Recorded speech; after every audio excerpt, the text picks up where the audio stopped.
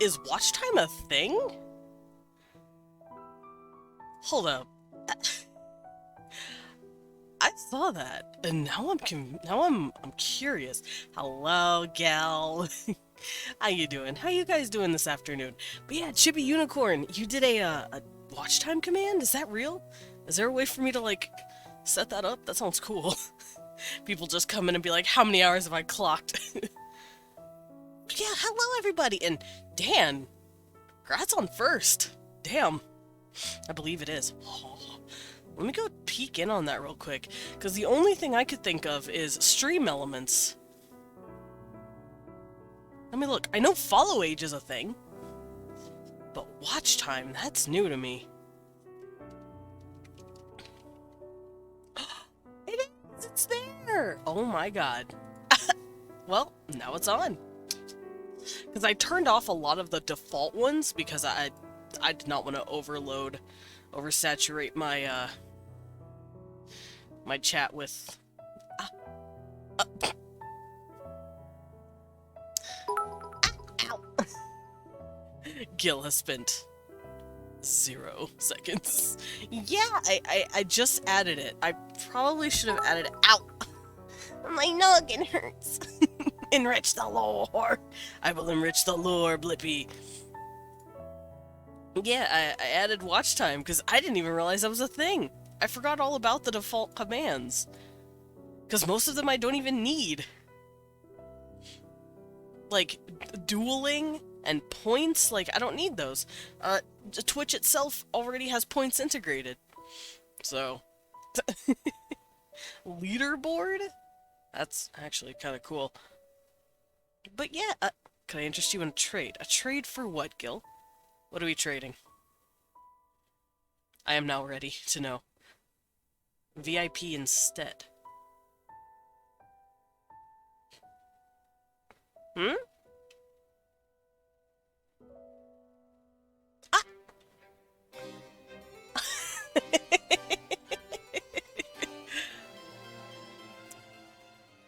You know what, Gil? You know what? Sure, buddy. There you go. Yeah, everyone's out here with like 60k. You know what? I could do a VIP for 60. I didn't realize people wanted the VIP role. Whoa. Yeah, there you go, buddy. Alright, let me set this up. But yeah, today we're going to be doing some more World Dusty Wednesday, because it is Wednesday, my dudes. Your peeps want the funny pink diamond. They want the funny pink diamond.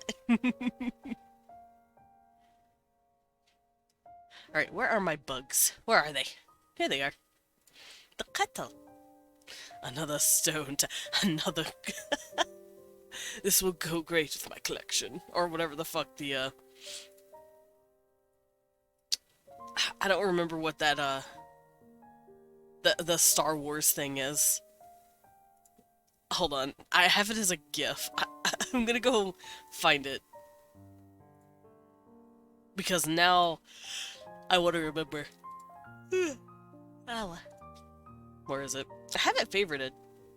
I also have a noisy duck. And lots of kitties. I have a lot of cats. Oh my god. Why wasn't I a cat VTuber? Anyway. I have a lot of material. Nah, I'm a bat. As much as I love cats, I am a bat. Oh, a fine addition to my collection. That's what it is. I've remembered. A lot of gifts. Oh my god. Anyway, we're gonna stop looking at that. But yes, we're gonna work on my bugs more. Last week, I wanted to take it a little slow. Because I was, a lot more sick than I am now. May we see Noisy Duck? Oh yeah, you can see Noisy Duck. I'll put it in the chatting in the regular lounge. Or the VC chat. I'll put it in the VC chat. Y'all can see a Noisy Duck. I got that from Medic. Medic posted that at me at some point, and I saved it because it's adorable. Noisiest little duck I ever did see. He quacking. He is very quack, you are correct. Alrighty, so what are we gonna work on today? I've already worked on clothes a bit, but I want to keep working on a few more fashion statements, especially since there are multiple types of ethnicities and cultures that wear different things. They're in different climates, so they wear different things. Some are colder, some are hotter. Then again, now that I'm thinking about it, would they get really hot or cold? I mean, bees do. Bees get cold. Bees actually hibernate if they get cold. I wonder if these people would fall asleep if they got too cold. And just hibernate. Hi, Fangy. Hi, cutie. I mean, Gil! Yeah, chilly, buzzy bees. If the girls get wet and cold, they start getting real eepy and they stop moving. So I think that might happen here, although not as much, because insects are very, very small. Ergo, they have an extremely tiny system in their body. Their nervous system and their quote-unquote blood system is very small. And therefore, it's not really like ours. They don't have a heart, not like we do. They don't have lungs like we do. They don't have veins like we do because they're all so little. They have what is essentially like pumps and tubes that pushes their blood throughout their entire body. So instead of having muscle, they have essentially their insides being pushed around by their what we would consider their blood. It's real crazy. Their entire body is a vein, almost, because they're so little. Ah!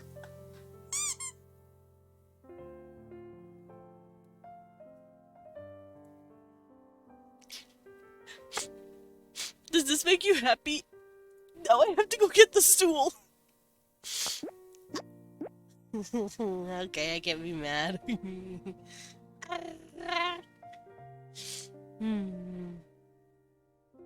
Yeah, but you're on thin ice. Alright, let me get my stool. There we go. Because, I need to get to my podium. And I wasn't gonna be able to look over it. Anyway. Let's hop on over.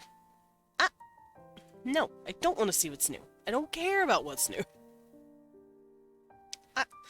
11.1k! Did you just jump? Yes. Yes, I did. Why?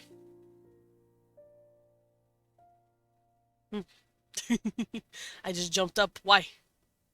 I had to. I'm too small. 582 points. Ayy!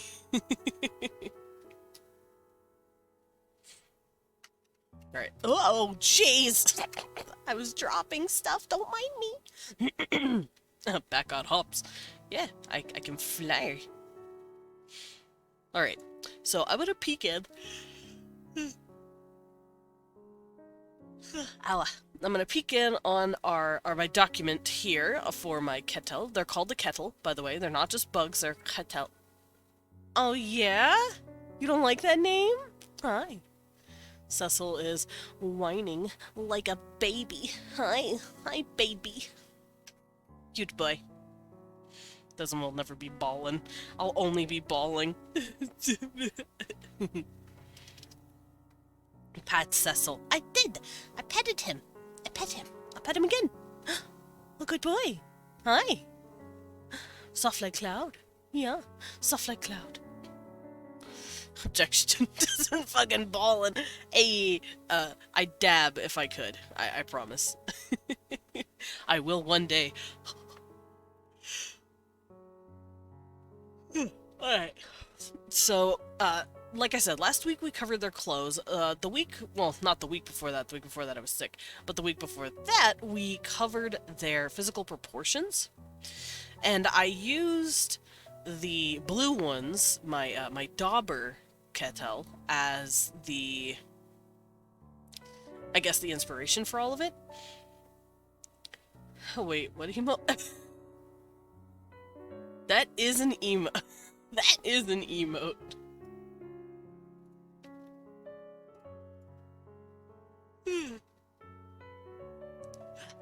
But yeah, we worked on their proportions, their mouth, their ears shape, their nose shape, their height. But I never plugged in the hands and feet because I'm a dumb. Truly, one of the emotes of all time. Also, the thing about bees hibernating if they get cold reminds me of my sister's friend who put a giant spider in the freezer to put it into a coma, tied a string around it, and then took it for a walk. That sounds... I'm not gonna lie, that sounds kind of psychopathic. That sounds a little psychopathic. I ain't gonna lie, Chief. That's kind of spooky. Be scared of that girl. Be scared of them. Hi, Kiwi. Oh, no, indeed. Alright, what else did I cover while, Fengi types up it gets the sequel to this? Oh!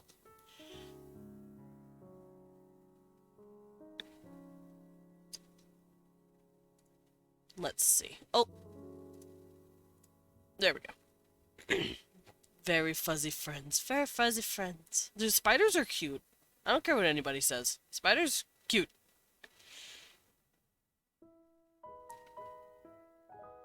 Alright, I might work on the culture a little bit, because I don't need to know too much more about their body. And then we can work on the way the babies grow. He built a cardboard coliseum where he put Romeo the spider, along with a cockroach, a praying mantis, and a small lizard. None of them fought, and they all escaped to the apartment! Good for them. Good for them. Good for them. Get out. Get out while you can. Get out.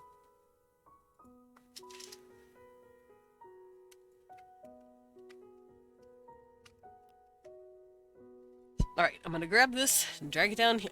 Hello? Drag it down here so you guys can see what I'm doing.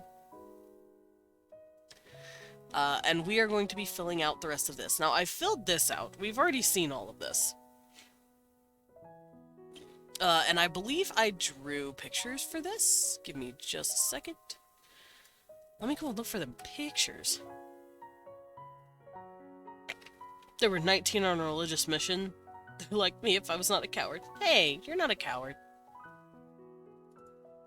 You don't have to go on a religious mission.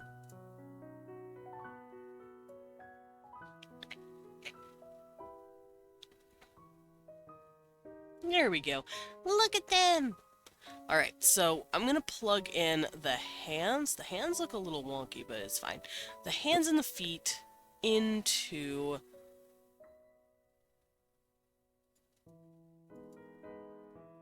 Wait, where am I here? What?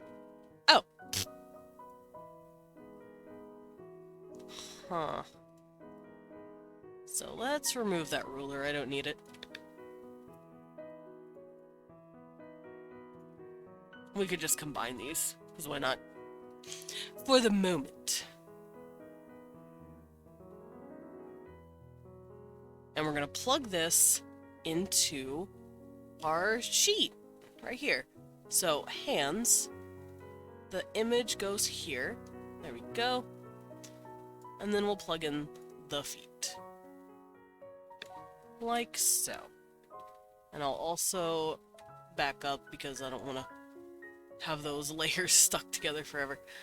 There we go. And we're not messing with this one, for obvious reasons. I did go on a religious mission, but I'm a coward because I'm afraid of bugs. You know what? That's fair. That's fair. That's understandable. The feces, yeah, the little feces. They're beans. Ah. There's this bat, yeah. Is it me? Is it me? Is it me, Fingy? He's super cute, and there's also this bear. Is it Leon? Is it Leon? Me not knowing.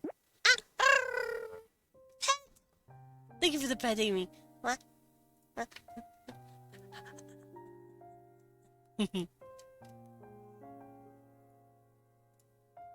Alright, where... Here we are. Oh! That's why it looks stupid. Hold up. There we go. I had it... I had it on 75 instead of 100%. What should I do? I think they'd be super cute together. What should I do? Ask for hugs. I bet they'd give really good hugs. Leon would give amazing hugs. Leon's hugs are great. Alright, being an insectoid ray, some main features their antenna. Oh, right. We should probably draw their antenna real quick. Hey, I have a quick question. Is it just me, or... Is it just me, or does the Arial font look a little different? The text looks different. Like, it looks a little longer. Like, just a little longer. I don't know, maybe it's just been a while since I've looked at this document, but it... I don't know, it just looks different to me. Like, maybe it's just Discord. Like, Discord's font change has been fucking with my eyes. So, I think you're right. Oh, shit, I am. Wait, who's right? About the hug or the text being different? Desmond, can I have a hug? Of course, Fangy, you can have a hug. Come here. Come here. Come here. I'll give you a hug. Come here. Hold on. Hold on. Come here. Bring it in. I know I'm small, but bring it in. You're gonna have to hug a tiny creature. Here. Hug.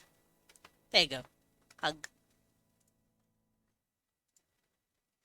Not gonna have a hug in VC! I'm not even in the VC! What do you mean? I'm not even there. Hums. Yes, hums. I'm not even in the VC. I mean, you could go there if you want. You know what? Get in the waiting room. Hop in the waiting room. Just do it. Do it, it'll be funny.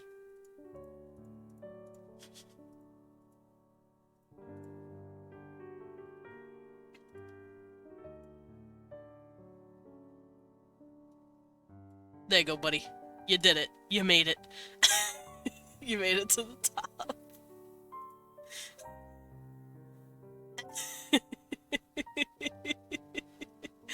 Like I said, I'm not even in there. I don't do that on Wednesdays. Not usually. Oh no, don't be lonely. It's okay, Piggy. Also 666 points. Nice. Alrighty, so here I discuss their antenna that stretch far off the forehead where eyebrows are typically located. Basically, they don't have eyebrows, they have antenna, because they use their antenna as an emotional signifier, kind of like how we use our eyebrows. You know, you can tell if someone's expression is changing based on their eyebrow movements. They do that with antenna. If only there was a bat to keep me company, if only. But like I said, I don't go in VC on Wednesdays typically. As such, their antennae act as eyebrows in the same sense.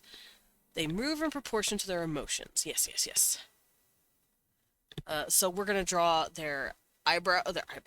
We're gonna draw their antenna. They also have a pair of mandibles. Okay, so I need to draw their mandibles. As an insect species, they also have a Doofer's gland. I'm not gonna draw the Doofer's gland. We don't need to. Just imagine the rock, but antenna. I can't do the rock eyebrow, but that'd be funny. Leon probably could, though. Leon's eyebrows are extremely expressive. That man's eyebrows can wiggle. Alright, so the first thing on the docket is we are going to draw some antenna and mandibles, and then we can keep going through, and we're going to work on the babies, because the baby's cute. And much akin to any other insectoid race. I don't know if the babies are gonna be like tiny little infants or just like eggs. But either way, it's gonna be a lot of fun to explore. How tall is Desmond? Wouldn't you like to know, Weather Boy?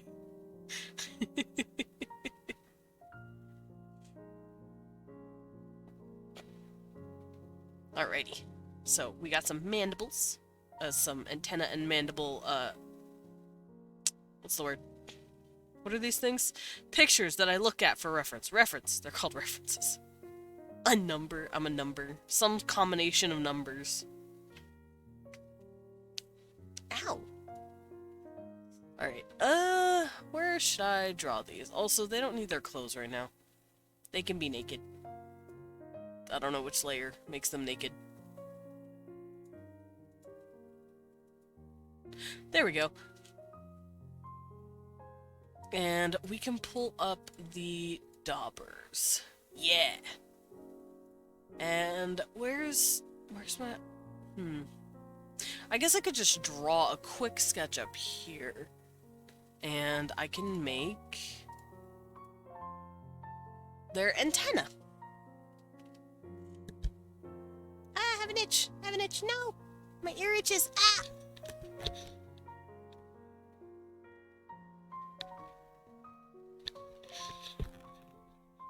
My little batty ear itched.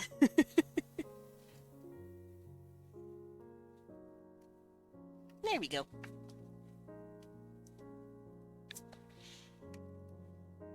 Alright, so depending on the insectoid, depends on the antenna shape itself. So I'm just going to draw a standard antenna shape. I scratched the bat ear. Oh, thank you. But yeah, we're just going to draw some standard antenna. Because if you look at the antenna whenever I show off the different beings, you can see that they each have different shapes. So these guys have like just standard curls, just like these. These guys have these really angular ones because they're ants. Ants have these kind of antenna. And then the vespoids, these have like slightly curved. You can see the difference between theirs and the termites. Also, you can see the mandibles are different as well. The mandibles are going to be different for each one.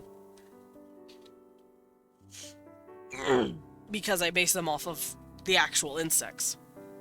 So you can see that the termites, both the gold and the pales, have these long ones.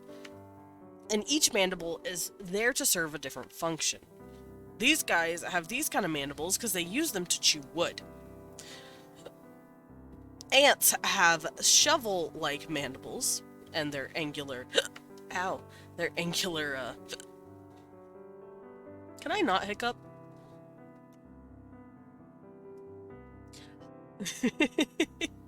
Hold on. Where's my water? I need to get a drink. I'm not drunk enough.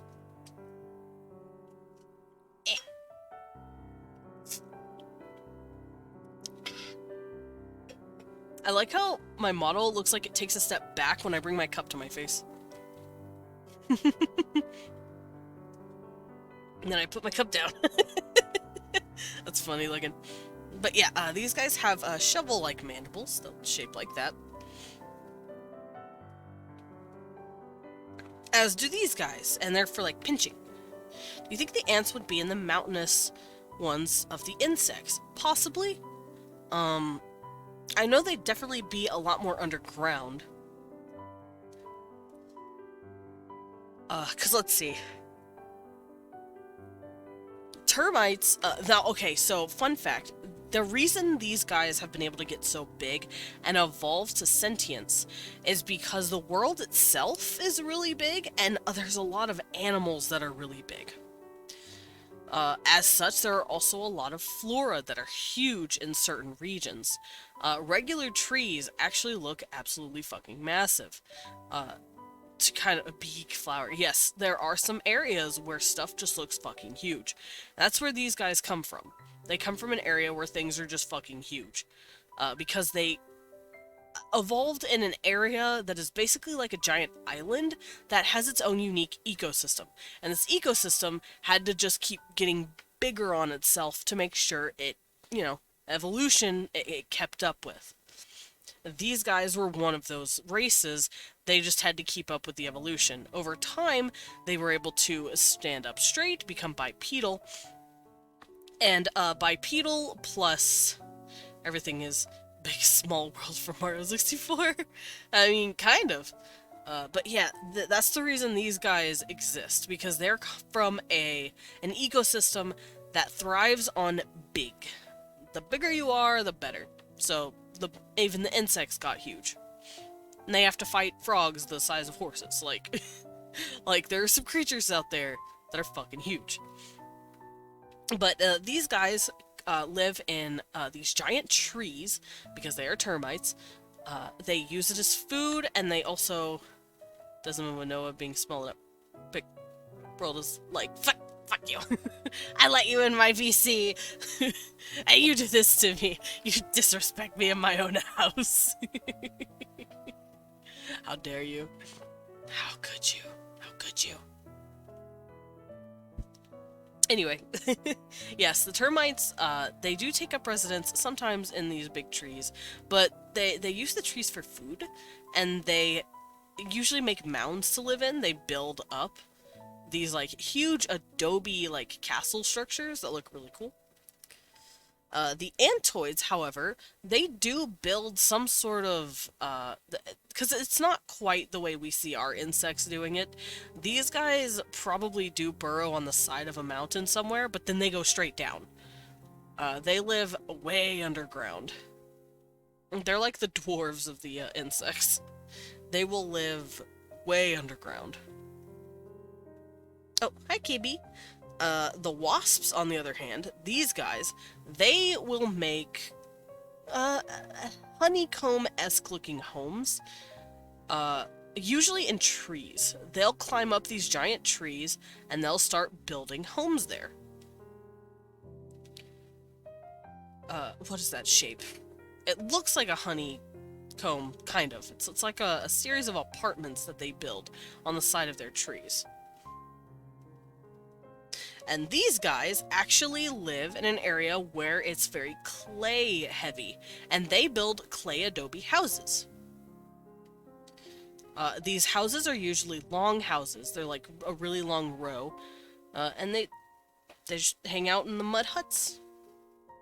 And then these babies, they live wherever they can. Adobe Flash Player house. No, not that. Not Adobe Flash Player. It's dead. It's dead and gone. And you're gonna have to live with that. I have to live with it. And you do too. Do you think wasps and termites would get along? I guess it just depends.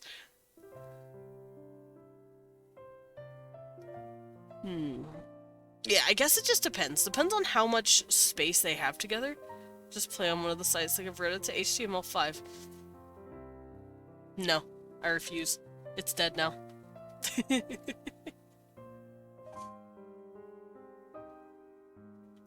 But yeah, I think it would depend on how big the tree is and how often they bump into each other. Also, they're not like savages. They have community, they have civility and civilization. So, of course, they'd be able to make treaties and alliances. So, more often than not, they probably could get along. That's not to say... Whoa! Holy fuck! Con! Con! 11 goddamn months! Hi, buddy! How you doing?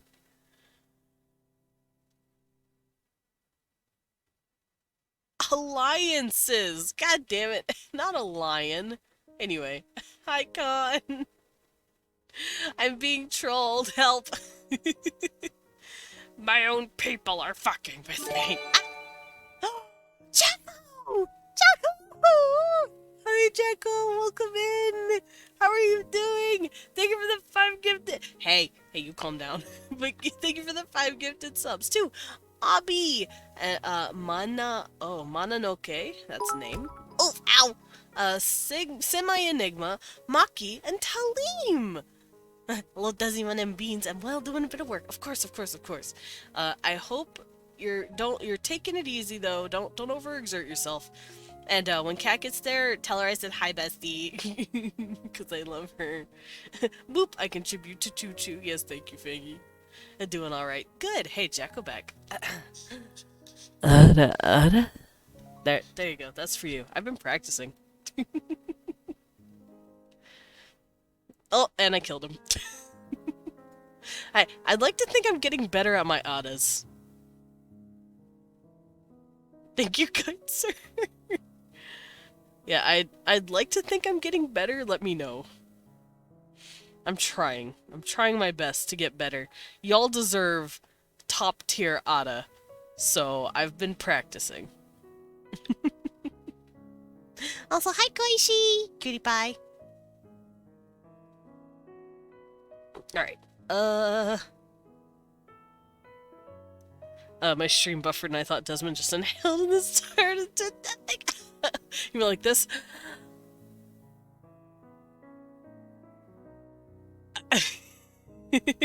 Let's make Fangy think his stream crashed again. But yes, hi Koishi, and hello Jacko, and Con, and all the cuties just dropping in at once. Wah. Alrighty, so where's my stuff? There's my stuff. So we're gonna draw their antenna. Oh right, I was explaining like antenna and mandibles, because they're different. Can't tell if it's because I was just underwater for a week or if you're just getting hella better at it super fast. Possibly? I don't know. I'm trying. I'm actually trying to get better.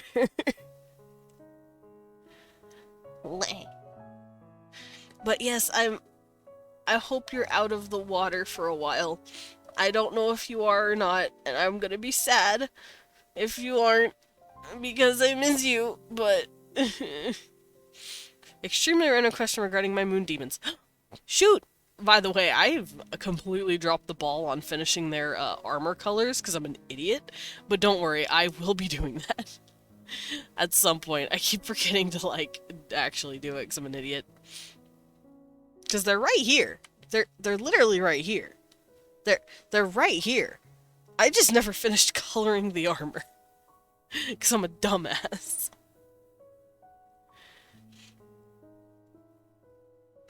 Wait, where did my... There it is. Okay. Lol. Bite me, Gil. Alright, where's... Oh. It's down here. I have to turn off the symmetry tool. Symmetry tool would end up breaking this. Alrighty, so we're gonna draw their antenna.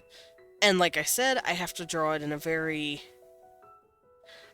generalized thing. I can just pick you up and that's game over for you. Oh. No. No, don't do it to me.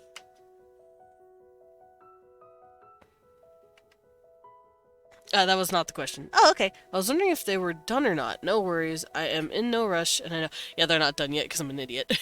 It'd be easy for me to do it. I'm just an idiot. I keep forgetting to do it. Ah, my eyeball.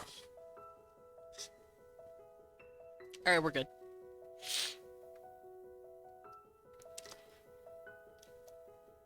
Alright, so let's get some antenna done here. I can nuke this entire stream with one word. Which word? Now I'm confused. Now I'm curious, but also scared.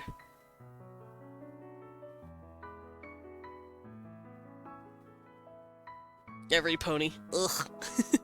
Oh no. I mean, it wouldn't nuke me. I wasn't a brony. I don't feel the special feeling of cringe that I'm sure some people do for being in the brony fandom, I guess. it doesn't affect me. But I know someone that would be affected, and it would be funny. Alright. Me. Oh, it was you! You were the man behind the slaughter.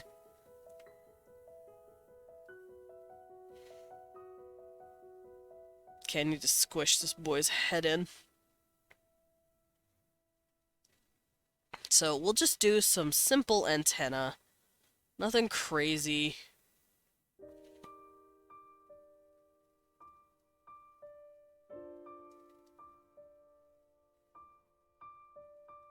Something like that. And then we'll do some simple mandibles, which are attached here.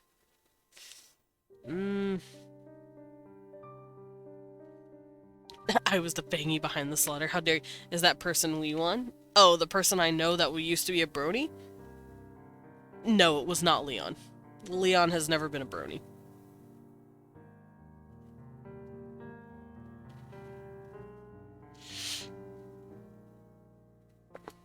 I tried once. I did try to watch the show. I couldn't get into it. Is it Dan? No. It's actually someone I've known for most of my life. Longer than Leon. He is a homie that I've known since basically kindergarten. So he's like my brother, pretty much. And he was in the My Little Pony fandom. Probably still is, kind of. And he convinced me to try and watch it because it was really good. And I was like, okay, bud, I'll trust you. And it's just, I never got into it. No offense to the show, I'm sure it is good. It's just, it's not for me.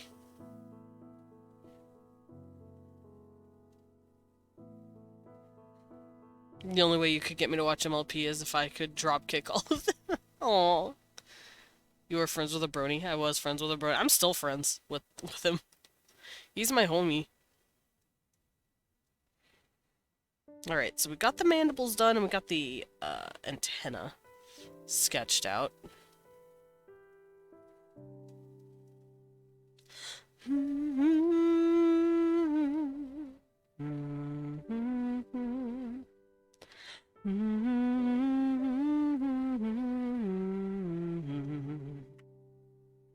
Well, that's another thing I want to work on. I want to set up for the karaoke stream.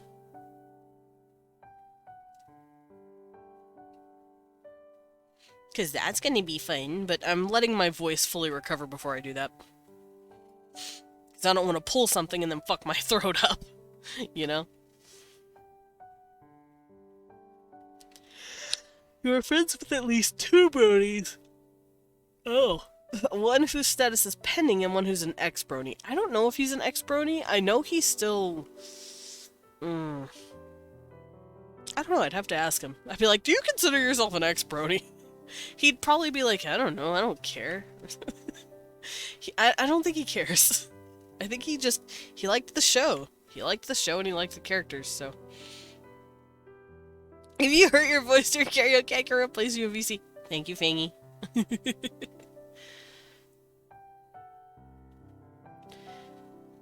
How gracious of you.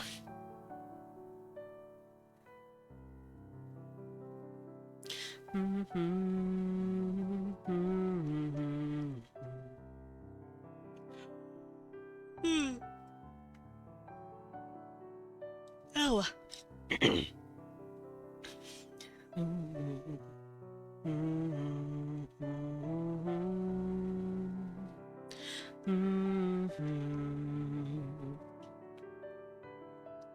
Alright, so this is kind of like this.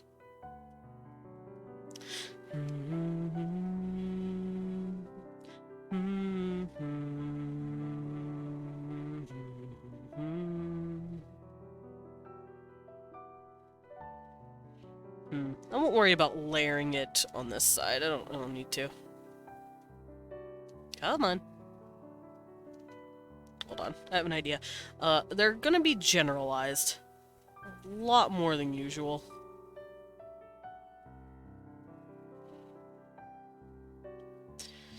And then I'll have them longer. Well, the thing is, I should have these practiced down.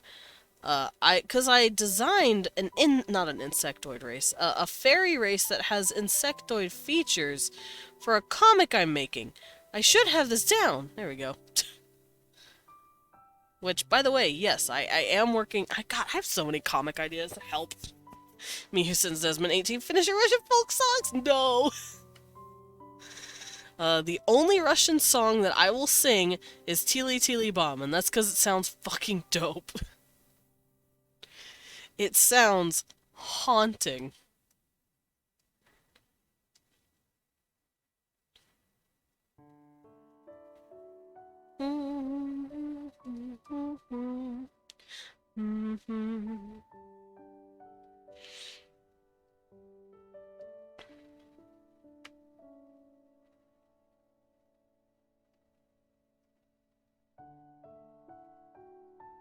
Here we go.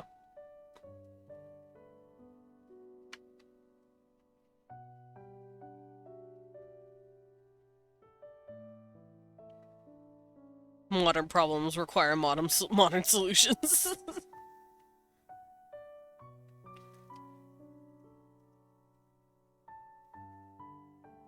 And then their hairline is over, like this. Come on. That's how their hairline works.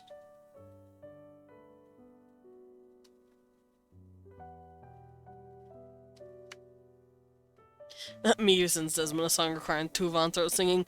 I don't want to sing in my throat like that.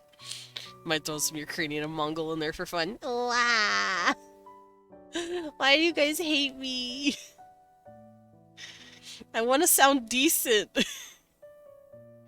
I don't want to sing stuff that I don't know. Well, know very well, at least. I do have a few songs lined up, though, on my own terms, because I want to sing them, because they're pretty. So you guys can only mess me up so much. Oh, come on now. There we go. Nope. Nope.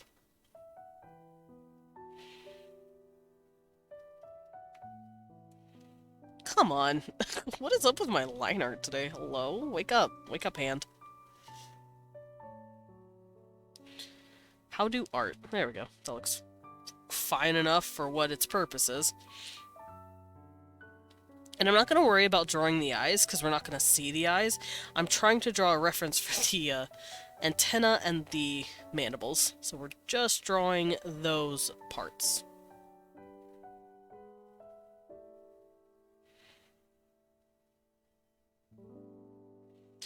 Like so.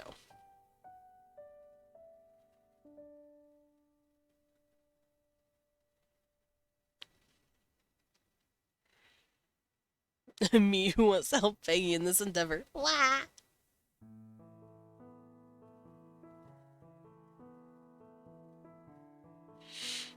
I am being bullied.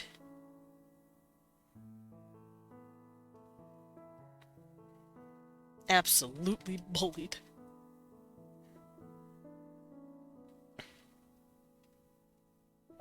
You know what? I accept your bullying.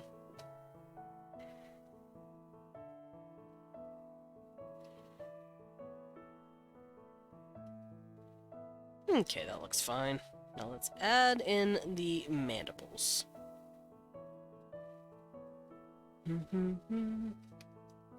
Those are a bit too big. maybe let's cut down on the mandible size. There we go.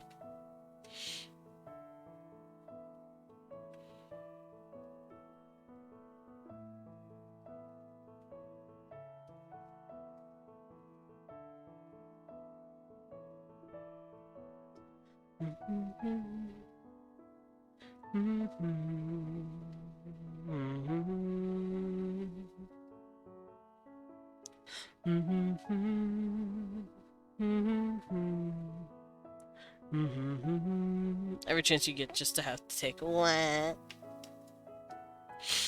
I'm being bullied. Ow, ow, ow.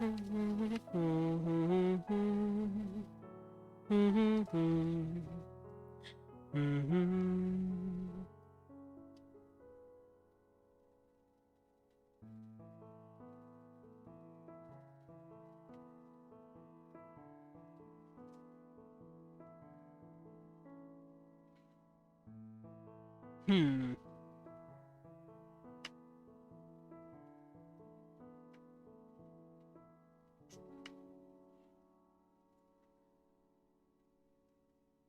Did I do this correctly? Or am I dumb?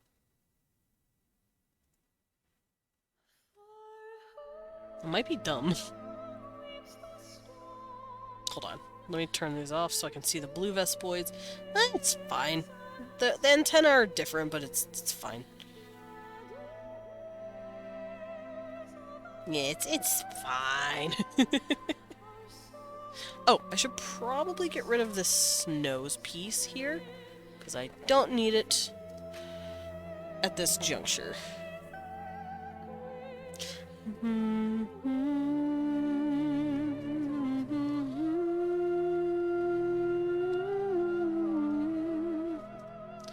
Whoopsies. There we go. That looks good. Oh, hiccup.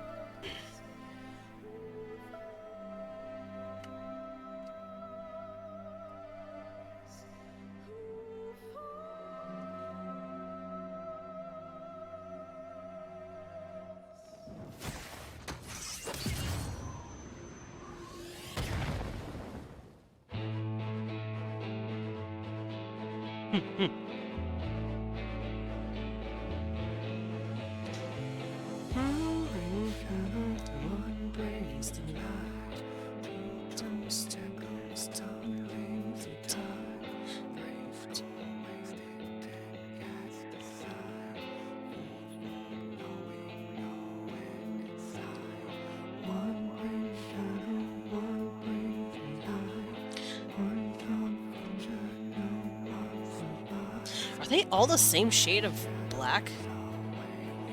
Yes, they are. Oh dear. I should probably not do that. So we walked, is lost in the flood.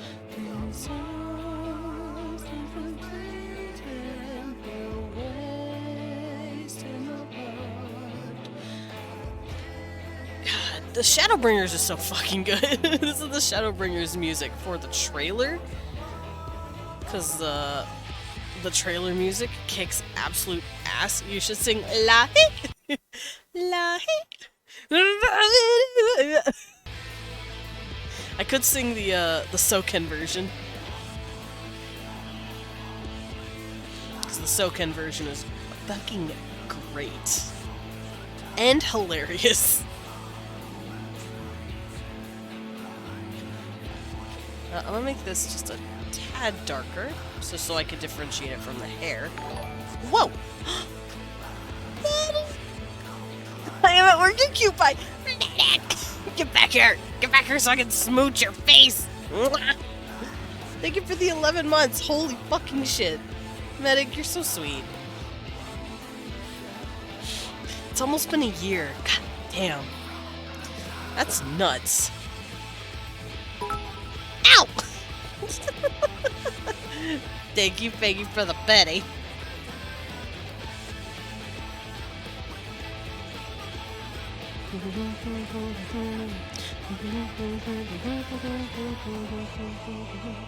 There we go. Stola. I see my girl.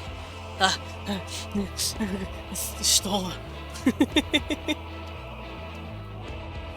Ishtola is bae as fuck, and I love her.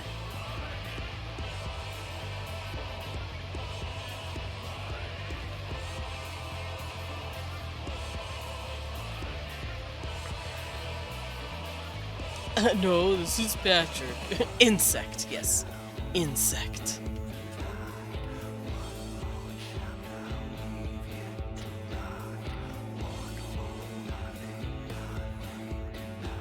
Just finishing off.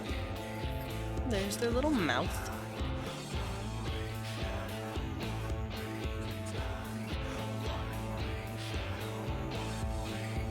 And now we're going to do their mandibles.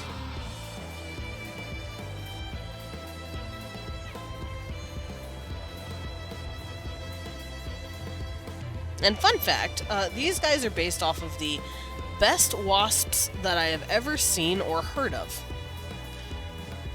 Because typically, I will not let a wasp suffer to live. However, these guys are an exception.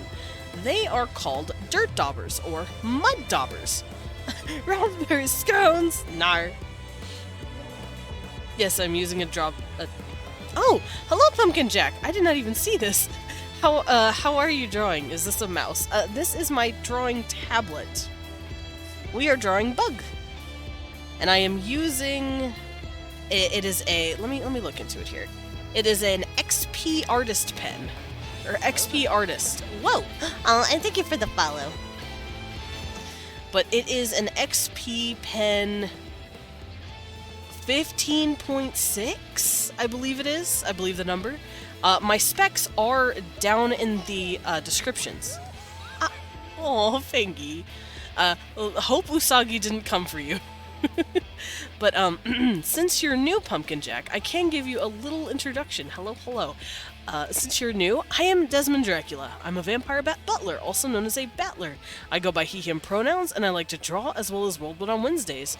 I also play a variety of games from RPGs to roguelikes. And today, you came in for World Building Wednesday. I check Usagi, not here. Oh, okay. But yeah, today is Wednesday, so we're world building. We're working on an insectoid race. Currently, we are designing their antenna and their mandibles.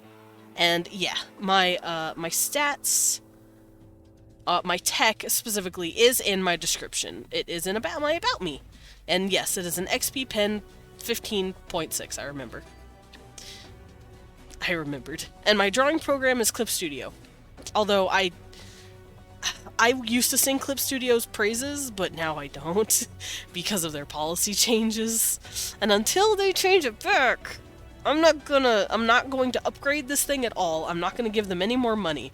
If they want to try and squeeze more money out of me, I'm, like, if it's mandatory in the future to buy subscriptions, kind of like, Photoshop, I'm either yar-har fiddle-dee-deeing that shit, or I'm just going to go use something else. Okay, so, since Gil, I don't think you know, we talked about this when it first started, but it's been a while, so I'll let you in on that. So Clip Studio Paint wants to do this thing where they have a subscription for their 2.0 version of the program, which is kind of iffy, considering they made it a thing to not be subscription based. They were supposed to only be a one-time buy. They've always been a one-time buy for over 10 years, even when they were a manga studio. I actually own a CD for Manga Studio. Fun fact, I've technically had Clip Studio Paint for like 9 years. Hello, Dan. But yes, they're trying to make it monthly subscription based for the 2.0 version. And people are like, hey, that's kind of shitty. Because that means I don't actually own my program. Because it's true, subscription-based is saying you're borrowing it, you don't own it. It's like, fuck you, I want to own my program. I bought it. I managed to steal the first redeem earlier. I know, I saw. I said grats. Yeah, Dan, I'm not stinky. If I'm stinky, he's stinky. Because I washed, and also, I smell like jasmine and lavender, so... Just like him, we smell like lavender. So, if I'm stinky, he's stinky. Because I smell like lavender now. Well, jasmine and lavender, but still, same thing. I didn't say you were. Oh, I know. I'm just letting Dan know ahead of time. If he thinks he can call me stinky, he's calling himself stinky. Daniel. I like how I look so menacing. I look like I'm leaning over the tablet like... Hi. Desmond, more like, gay! Oh, cringe nene baby, fuck you. You're the cringe nene baby. Wah. Alright, so I think these are done, so we can plug them in.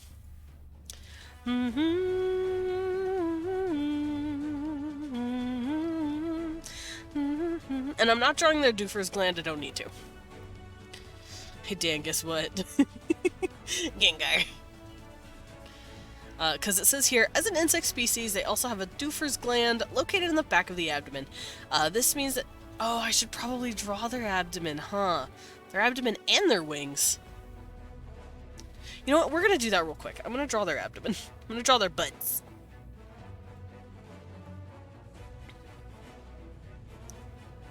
I want to make sure I have everything.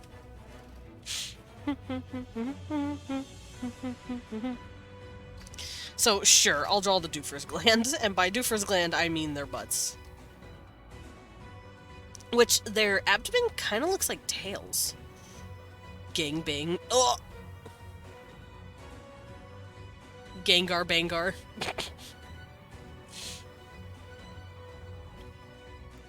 So, this would be their back. Well, hold on. Let's grab you so I can see what I'm doing here.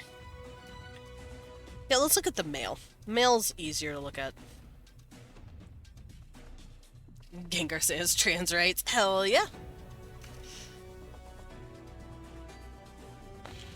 Right, so this would be the leg attached in the back. This would be the other leg attached in the back, right here. Because remember, they're kind of like ball-jointed dolls, almost. And then attached to their abdomen, because they don't really have butts, not like we do. They have, like, ball-jointed doll shapes on their legs, like this. Balls? Balls? Ball? Desmond is cute AF. Hey, Dan. Dan, you want the ball? You want the ball? Where's that fucking wolf? Ball? Oh, well, he'll show up. How are your balls? My balls are fine. They don't hurt. But let's see. The abdomen is being trailed like this. And then they have, like, these armor pieces on their bodies, like so, in the back. Is lost in the flood.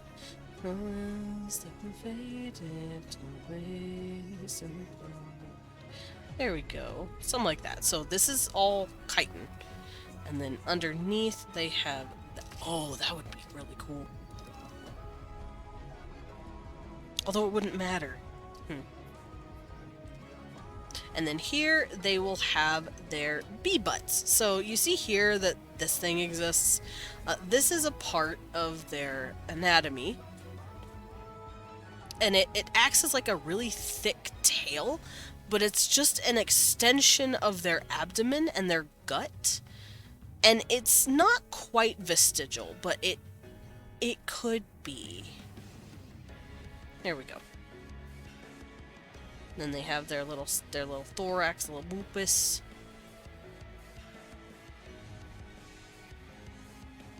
And it's not that big. Oh, that means their chairs are probably like really unique. Their chairs probably have like a really high back and an opening in the back, like this kind of. Like, here's the back of a chair. And here's like the seat. Here's the spot. They probably have like this opened, kind of. Maybe even to the point where this doesn't even exist. That way when they sit down, they just slot their little bee butts in here. Or maybe even like this. Maybe their chairs look like this to give them more space for their thoraxes. So something like that, maybe.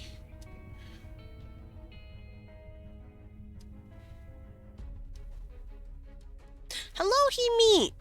Desmond, check the VC chat? Don't do it? Oh. Oh no, what is this? Welcome to the underground. Oh, jeez.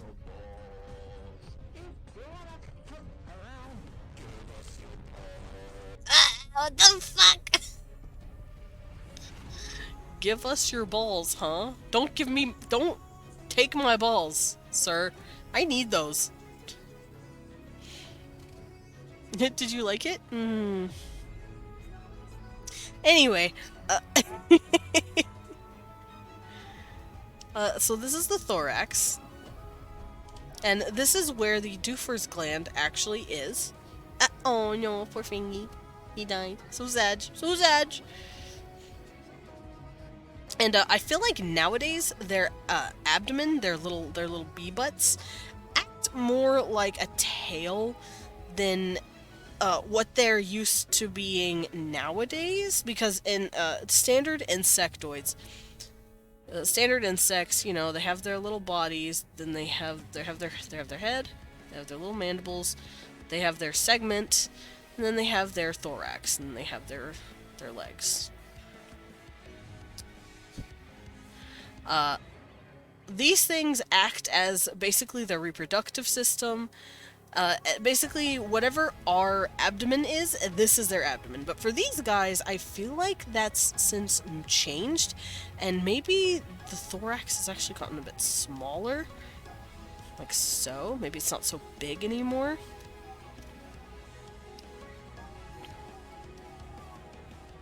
Like that. So it looks more just like a big bushy tail than an actual piece of their anatomy nowadays. Shoutouts to Warframe, the only game brave enough to name the first named antagonist Vor. Oh no, you know what? Good on them. And then I will draw the wings. So let's get in there. I'm gonna draw the shoulders, because their wings are absolutely lovely and long. So I'm gonna draw their back here. And then the wings are attached like this.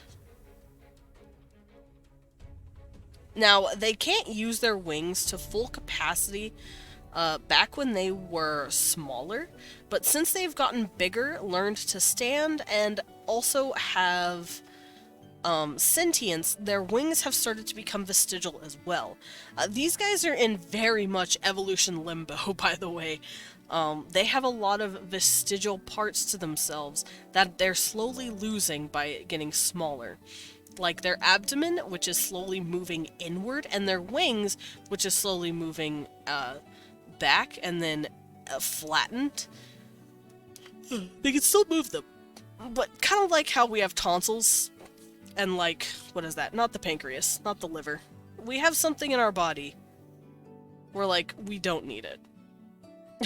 We just do not need it because it's a vestigial part of us. It's a piece of our body that we just don't use.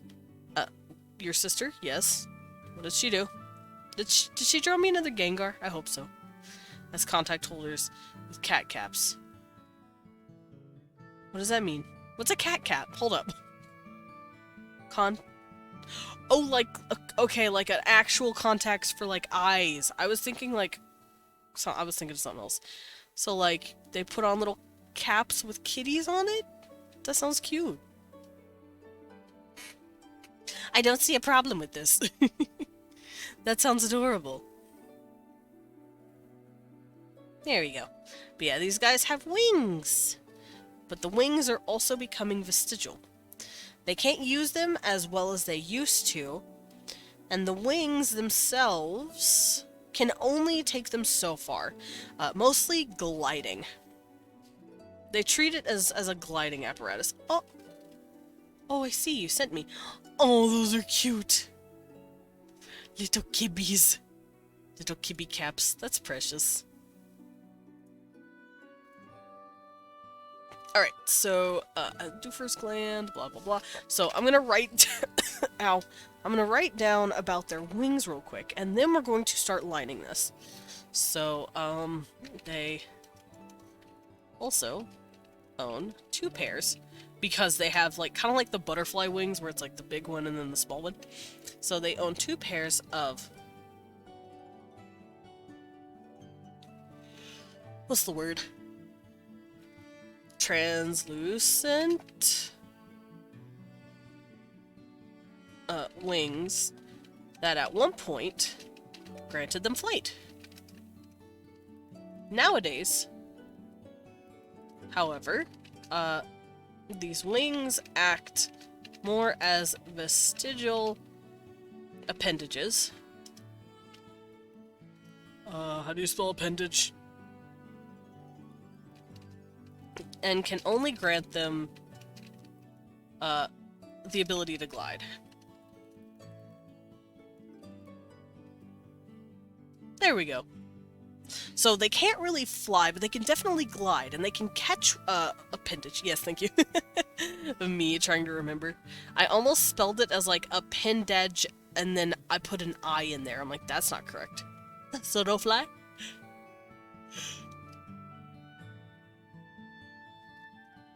Append. No, it was appendage, and then after the G, there was an I and another G. I'm like, that's not correct. I spelled it as appendage. Like a stupid. Yes, basically like that. I'm like, that's not correct. Yes, basically. I'm like, that's... Wait. I'm stupid. Yes, Dan. I know I'm small. I'm on a fucking stool. That's all I wanted to say. Wah. Alright, so we're gonna draw these dudes real quick.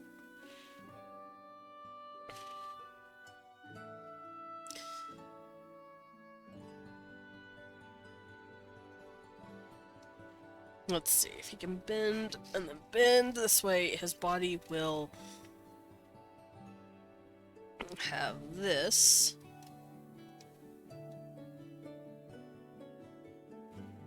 Like so. And then his abdomen is here.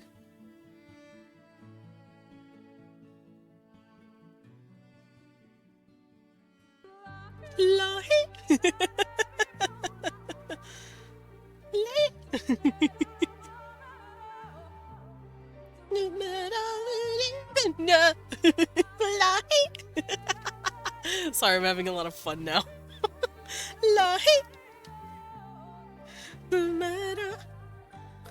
What if Lahi sound redeem? I've actually been thinking of sound redeem ideas.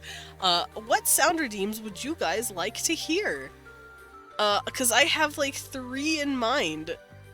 Lahi would be a good 4th idea though. Lahi! Cause I want to do Sneeder. Navi sound redeem. Hey! Listen! Well, don't do that, because then I'll just be looking at my phone. Let Fangy into VC. Nar. Bonk. Bonk! Oh, I do want to do a bonk redeem. A bonk redeem would be fun, where you guys just bonk me on the head. I want a GIF to accompany it, where it just thumps you on the head. Roblox gravity coil sound effect. I don't know what that is. Y'all are gonna have to, like, send me this shit. Let Dan steal the money from McDonald. Nar, Dan!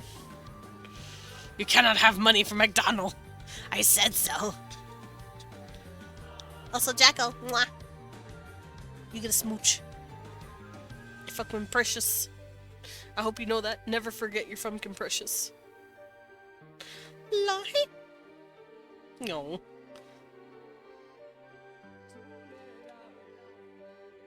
Alright, okay, so these guys, I have their back. It's basically like a, I'm gonna steal money from McDonald's. No, Dan! Don't do it! Whoa! No, wait! Jacko! Oh, Jacko, you're so fucking... That's not why... I mean, thank you. When? I'm all flustered. Thank you so much, Jacko, for the 5 gifted subs too. Ow! 2 doodle sprints. Uchiha, Okorion, Elohime, and Chibi Unicorn. Nice. Ow. Ow, why are you guys bullying the tiny? Flutter gets you this far. This is a threat. Wait. No, but I want to be nice. I don't want you to feel like you have to throw money at me just because I'm being nice. I just want to give you smooches because you're sweet. That case doesn't still a cringe. Nay, baby. Oh, you know what? I have disowned Dan. Band has games. I've also thought of incorporating a couple of clips, like clip sounds, for just the stupid shit that I've done in the past. I don't know which ones, but the stupid ones. Hi, Uchiha! Dan has been banned. Welcome in, and you got a gifted sub. I hope you enjoy your emotes. I hope you enjoy the the lovely assortment of emotes that I've painstakingly drawn over a hot tablet for you guys. Like these two new ones. Look at them. I love them. Alrighty. Also, hat. Dude, I love my little drum, my little bongo Desmond. Kinda said that it won't work. I know. You know how I can use these emotes? No, I'm not reading that. I'm not reading that. Need a second opinion from someone good with mythology. Would Heimdall be a femboy? Oh, Cecil, do you want to get in on this conversation? Heimdall, hold on. Let me remember who Heimdall is. What, Kibi? Oh, oh, I see. Cecil, Cecil, Cecil, good boy. He is chatting me up.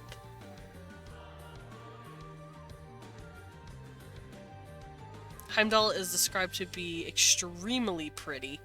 So is Balder, weirdly enough. Balder's considered, like, good boy, sweet baby boy. Like, he is not what he looks like in the games. Like, peak pretty boy.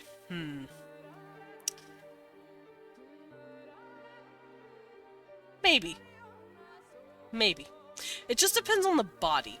Because the face, you can have a pretty face, like, and still be, like, and still not be a femboy. Like, look at Alucard. Alucard is extremely gorgeous. And he has a very feminine face, but he still has, like, a regular, masculine body, so I wouldn't consider him a femboy. I just consider him a pretty boy. So, I think it just depends on the body. If they actually have, like, feminine curves, like, it's usually in the hips. If he's got a big booty, then he's a femboy. Hi, Kiwi. Were you chatting me up? Are you asking where weAK is? Or are you asking to play? I can't tell. Cute boy. I could be a femboy? Yeah! Play with Cecil? Okay, I'll play with Cecil. Do you want to play? Yeah? Do you want to play? Oh, get the dot. Oh, get the dot. Oh, get the dot. Look, it's right there. Oh, get it. Get it! Get it! It's so cute. Because when he runs over the dot, it disappears for a second, so he gets real confused. He's confused, but he's got the spirit. Get it, baby. It's on the bed. Get it. Get it. It's climbing. It's climbing. Oh, no. Oh, no, it disappeared. Where'd it go? Go get it! Where is it? He's so cute. Desmond was just staring at us while he's saying these things. Hi. Well, it's because I was turned away from the camera, so it desynced me. Me who's thick F, I might be a femboy. Yeah, and thanks to all these fucking squats you guys have made me do, I am probably peak femboy right now, actually. Thank you. That's not an invitation, by the way. I want to draw. Alright, let me...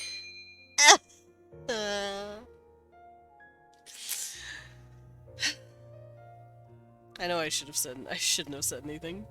I know Dan was gonna do something. Someone was gonna do something. Alright, let me finish this leg and I'll hop to it. But you know what, Dan? No McDonald's. Because you made me do work. I was going to, but then I decided not to. Well, thank you, Gil. I won't make it squeaks good, because I can't do squeaks anymore. Squeaks hurt me. Nope. I'm already up, and I'm already stretching. I didn't see it, therefore it didn't happen. Teehee. Or I could just... right now. You've seen it. No. You forget that I have audio redeems now. I heard it. I didn't see it though. I literally didn't. Oh. Please don't make me squeak. That sounds disgusting. I'm squeating. Sounds gross. Fine. Wait, where's my cat? I don't see my cat. Anyway.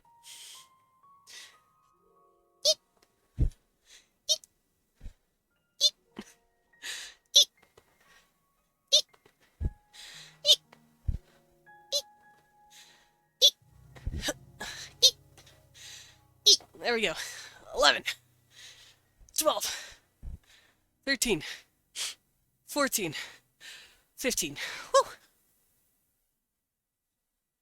I can't count and squeak at the same time, or I'll end up super out of breath. Because I'm 1, eek, 2, eek. I'm like breathing super quick. This is for no getting McDonald's. No, I said you're not getting McDonald's because you made me squeak.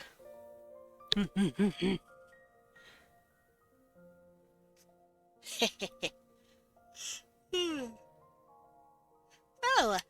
Also, my music is very gentle right now. Let's crank it up a little. Ow! No McDonald. Thank you, Faye, for the betting.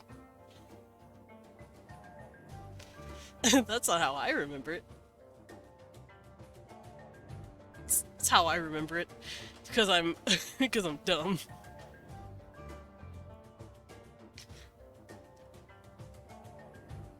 Alrighty. Ah. Huh? Oh, that's so cute. He's at the window. He's looking at his cat news. Get bundled. Oh. Well, now I've changed my answer. You get double no McDonald's. Because you turned it into squeaks.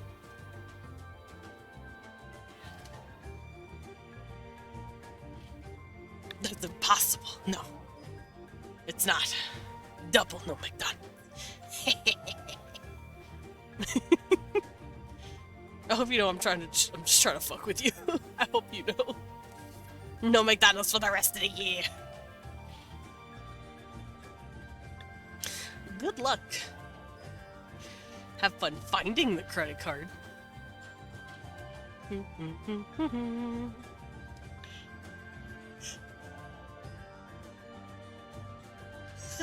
Ow.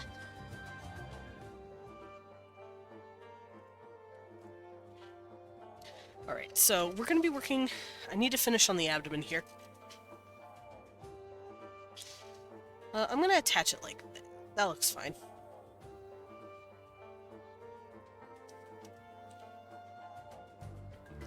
And then it kind of curves in like a tail and then curves out. And then it comes to this little point, and this is where the Duffer's gland is. Dufour's gland. I don't know how to pronounce that word. Bold of you to assume I know how a credit card works. Yeah, bold of you to assume.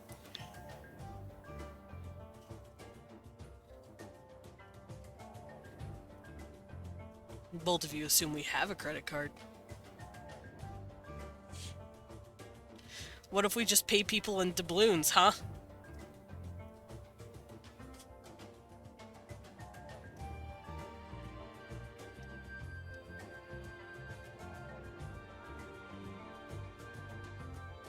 Ooh, that was a nice curve. Alright.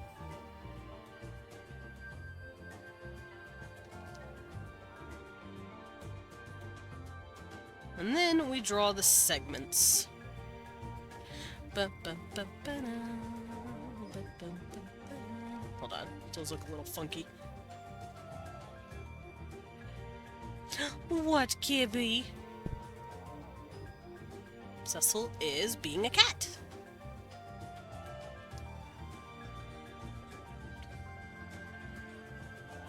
What, hun?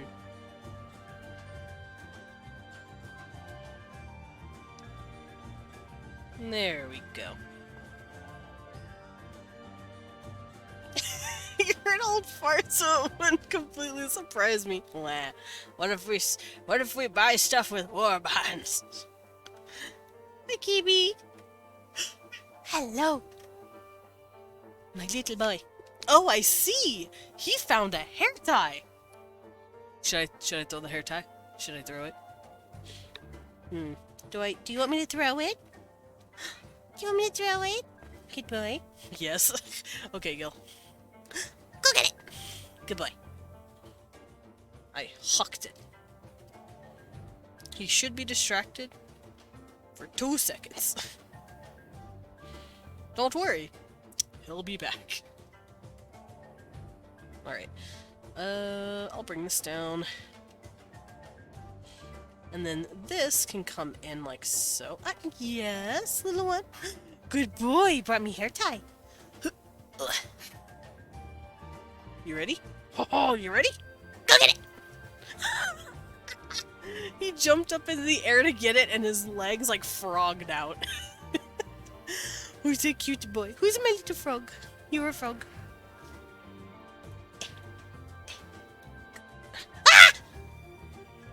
He scared me. No. You stole it from me. Give it back. Oh, jeez.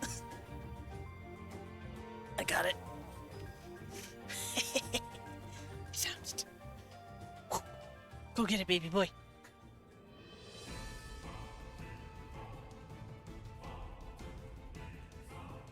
Alrighty, and then butt goes here, and then second leg here.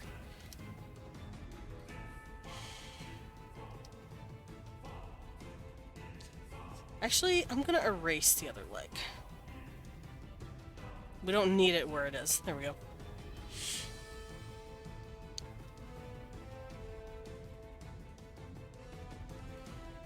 And then the wings, let me go look at the wings for other insects real quick.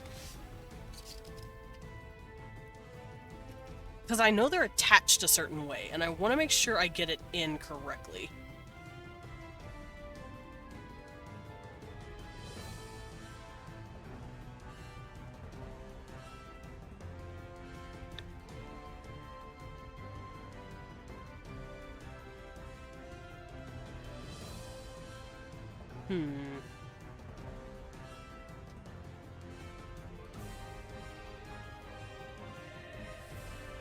These are really pretty. Okay, so they're exactly how I picture them. They have like a socket kind of with like a ball in their back where the wing is attached to, and it like rotates and moves, and they use that to kind of like flap them pretty much. Oh, good boy. Cecil came by, plopped down the little hair tie, and he laid right down. So I'm gonna give him a greenie and let him know he did a good boy hunt. So Cecil, snacky time for a baby. Snacky time. There you go. There you go, guys. I gave Cecil a snacky. So, let's see. How am I gonna do this?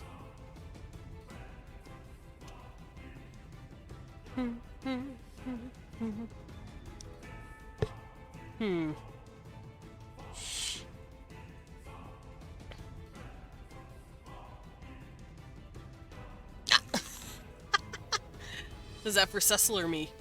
Give Battler a snack. Oh, it's for me. Oh, thank you. Hi, Cecil. I gave you your snack. It's my turn for a snack. Let me grab my thingy. I almost dropped it. Ow. Yum, yum, yum. Oh my god, it's cold. Cold snack. Alrighty. So, looking at the bug, because I have an insect pulled up. Well, let's get the neck in here. And I'm not going to draw the shoulders, because those will get in the way. But I am going to draw these, like, little spaces here.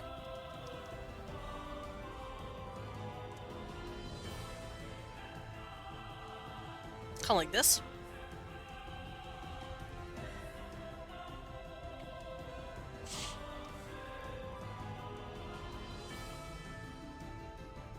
And this is where the balls sit for the wings. Because then they have like...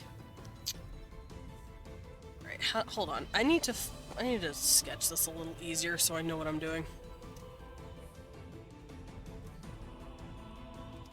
Because they have like these little balls here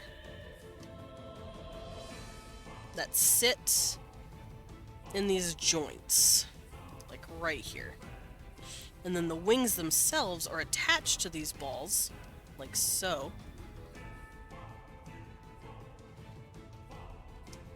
And then they have like this.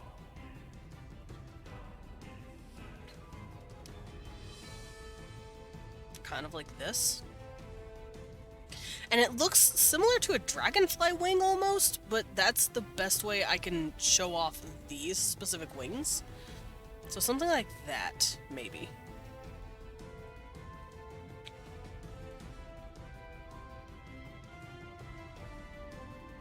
Yeah, and then they have smaller joints here with smaller wings that do something similar.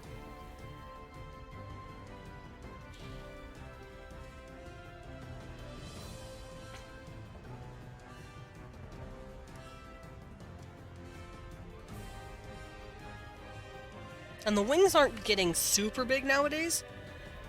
Because like I said, they're getting smaller, they're not big. And they can lay them flat on their back now. So that means this shoulder piece is probably a little more indented than this one, so that they can both lay flat.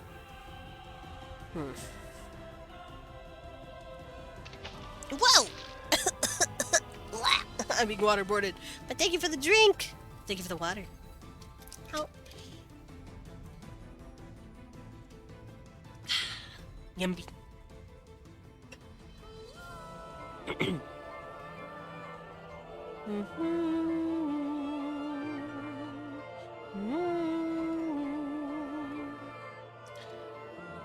Alright, I'm gonna go look at a few more insects though, and their wings, just to make sure I've got everything good. Because as far as it looks on the other insects that I'm looking at, this is basically how it works. Their wings are basically in these like little ball joint sockets.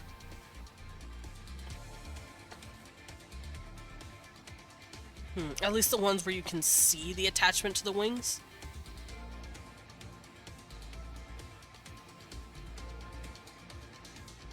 And it looks like dragonflies are the easiest to see that, so the wings are gonna end up looking a little bit like dragonfly wings.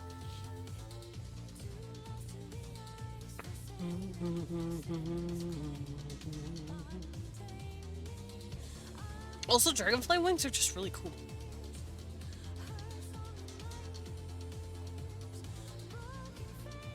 Oh, those are pretty.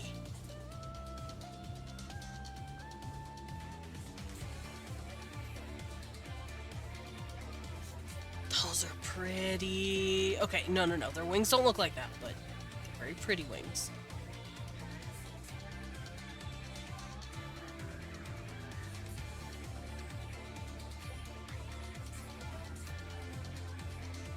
My reference isn't loading. Whatever.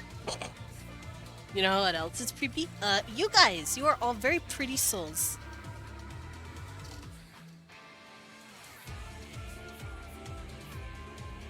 Look, hiccup. Desmond, nar. Nar.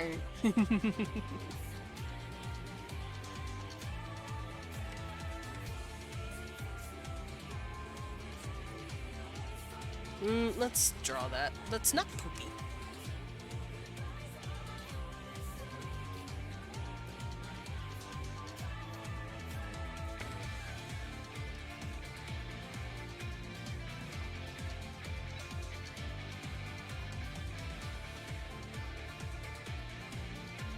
Alright, so this is the one mainly attached.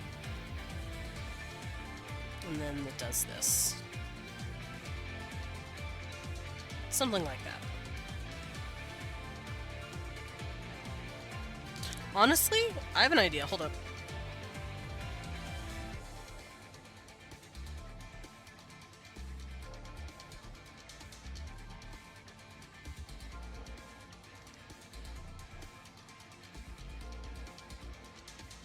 Yes, Kibby? What you meowing, huh? Cecil is meowing at me. Him say meow. What, baby? Hi, what's up? Oh, cute boy. He's rubbing on me. Hello, Kiwi. Play with me, father. Cecil, I have played with you. Do you want more play? Hi. Or are you just whining because you want we want home? Do you want Big Dad? I don't see any of his toys around me. So he's just whining. Alright, so these lines aren't really cohesive in anything. They're just... You know how bug wings work. They just kind of have crazy lines for no reason. I'm not doing this in any accurate look whatsoever. Because I'm gonna copy it. We're gonna shrink that bitch, and then we're going to place it here. Because I might as well. It doesn't hurt to do that.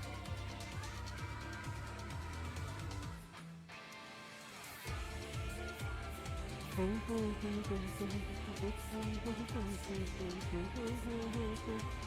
then I can do it on the other side.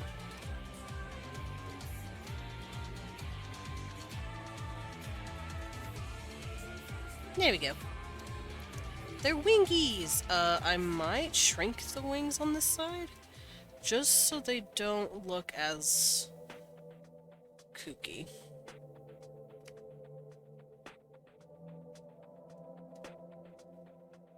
I mean, they still look kooky, but it's fine. Now, where was Big Father? Yes, where's Big Father? What have you done with him? That's exactly what he's saying. He's like, where is he?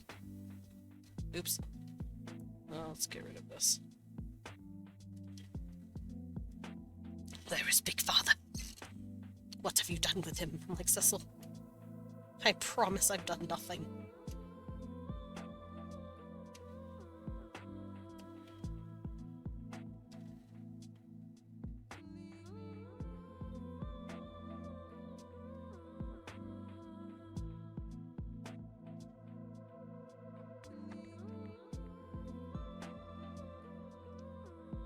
And then we have a shell here, and then a back shell here.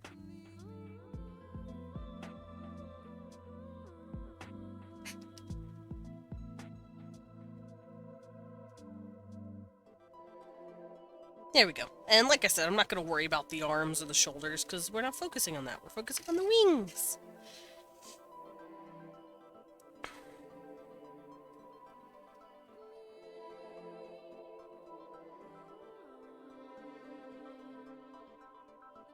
What, Cecil? I can't bring him back. Like, he'll be home in a bit, buddy. He's just antsy. He misses Dad. Alright. That looks wonky as fuck, but I don't care. I'm not here to draw it perfectly. I'm here to draw the wings.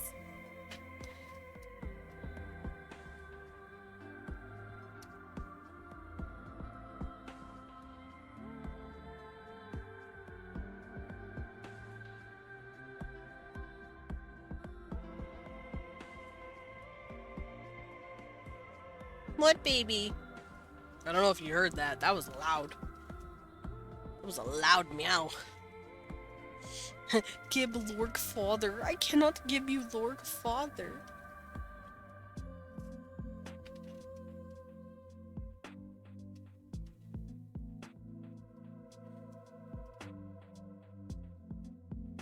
Yeah, he's being antsy little pants today.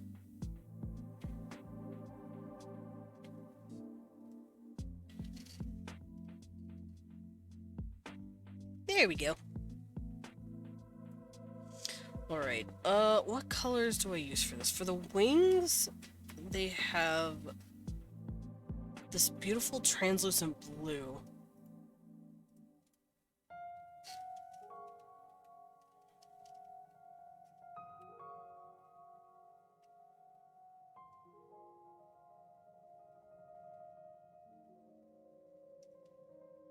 I'm gonna do this to kind of emulate the body. Specifically, I'm gonna do this.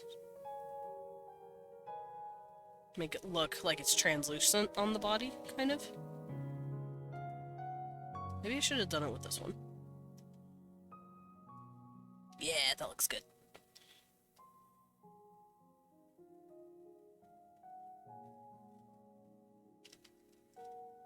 There we go. And now I will do the same thing over here. Let's make it nice and kind of blurry to make it look like it's translucent. I will annoy you until we give me a large father. Dar. Oh, where'd he go? The little boy has disappeared. But that's okay. Ugh.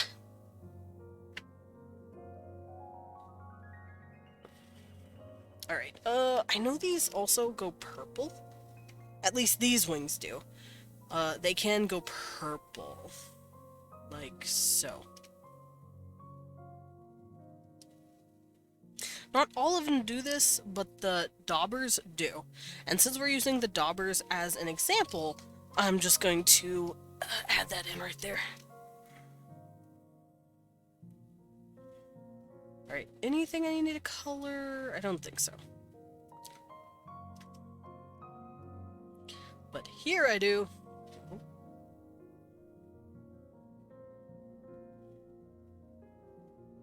Here I need to color in the abdomen.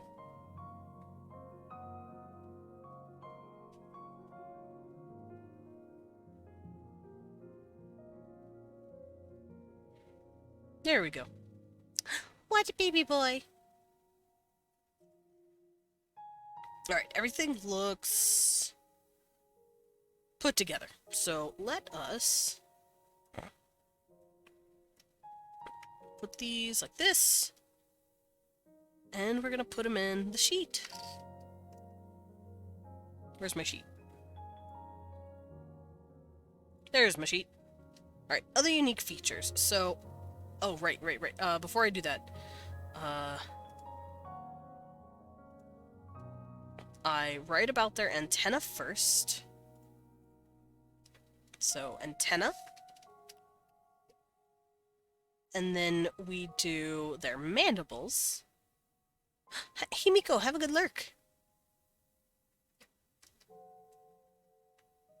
Cecil, behave. Ah!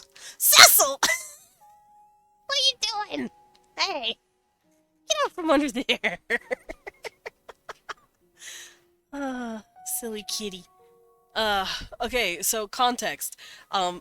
We have a blanket draped over Leon's computer chair so Cecil doesn't clop the leather, because the leather is very nice.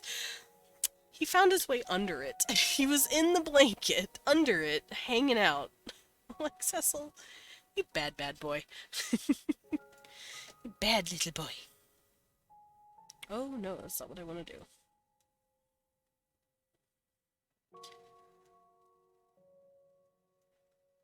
Let's make this like that. That way it shows off the mandibles.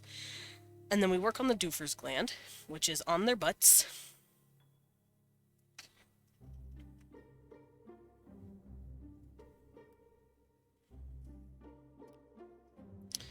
And then their wings.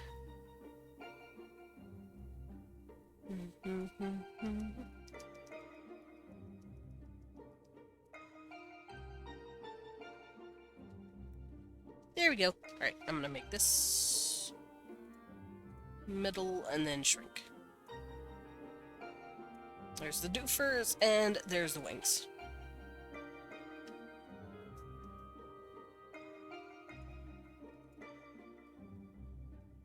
Okay. I think I did it. Let me make the antenna a little smaller since it's kind of getting in the way.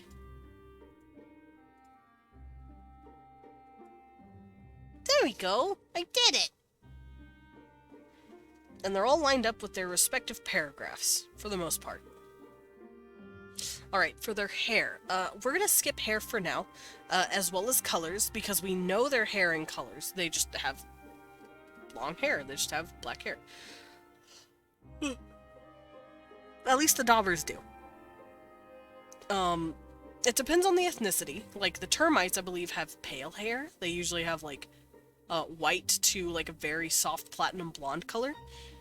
The ants have black. The vespoids have black. The bees, I believe, have black with a bit of white in it. Or not white, gold. Like their fur. So, it just depends. So I'm not going to worry about that right now. But I am going to cover their biology.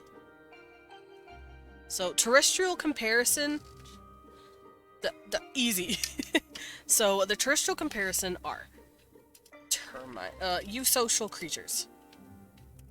Eusocial insects, such as termites,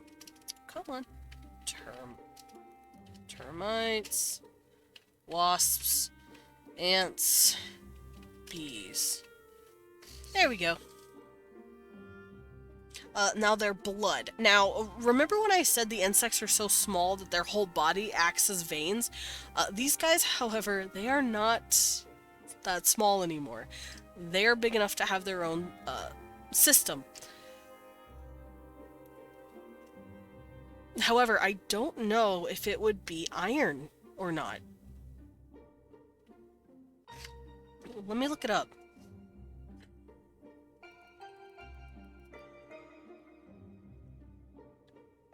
So, insects. They have something called hemolymphs? Hemolymphs?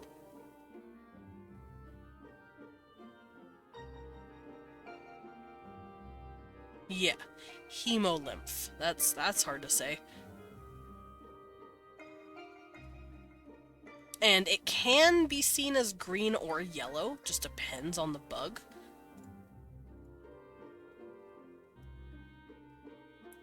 But it does apparently contain red blood cells. That's good to know. The main difference between insect blood and blood of vertebrates, including humans, vertebrate blood contains red blood cells. Emolymphs. Emolymphs. No, not the emos. Hemolympha, a heterogeneous fluid that courses through their bodies, bathing all the internal tissues. Yeah, it courses through their literal... They basically have constant internal bleeding, if that helps explain it.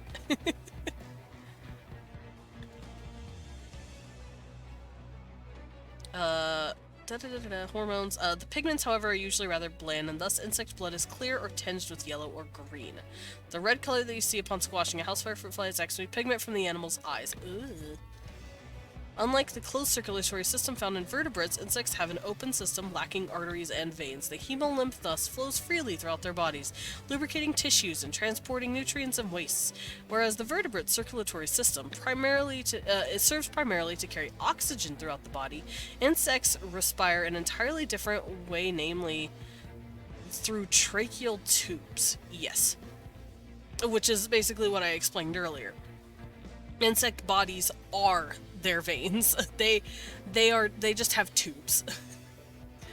But how would that translate after millions of years of evolution to become a big creature?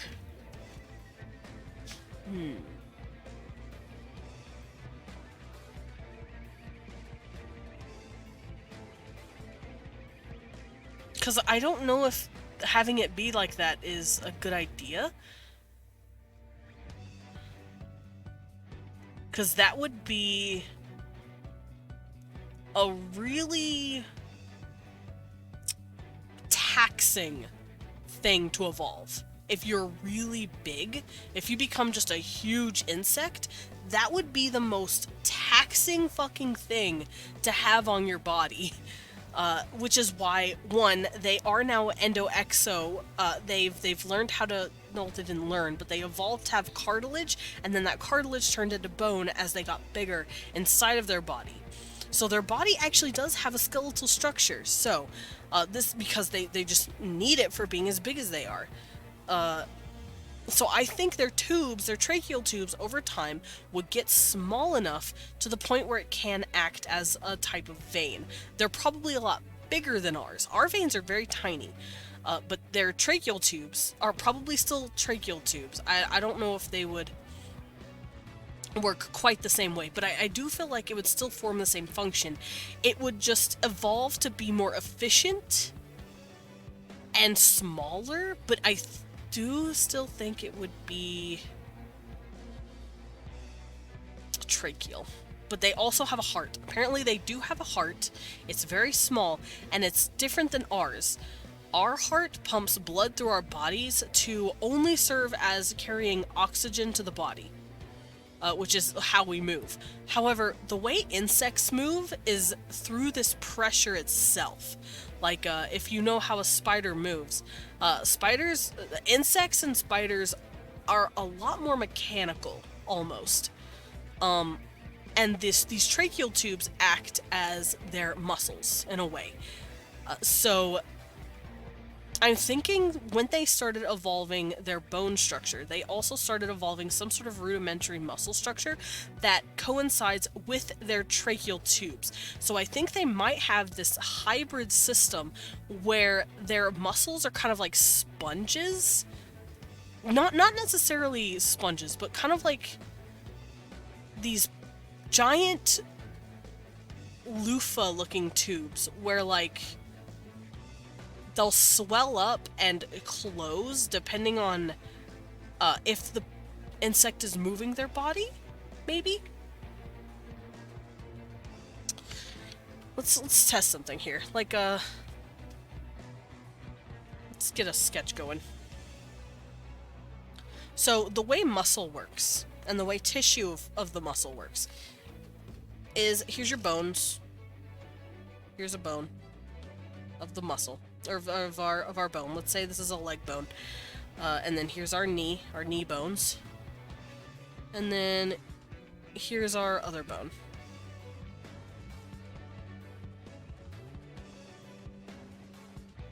There we go. This is our leg. Let's say this is a leg. The way muscles... I have an idea. This will make it easier to visualize. Let's pretend that's a leg. Hi, baby! We won! We won home. It's over. You're done. It's done! Cecil's very upsetty. He missed you.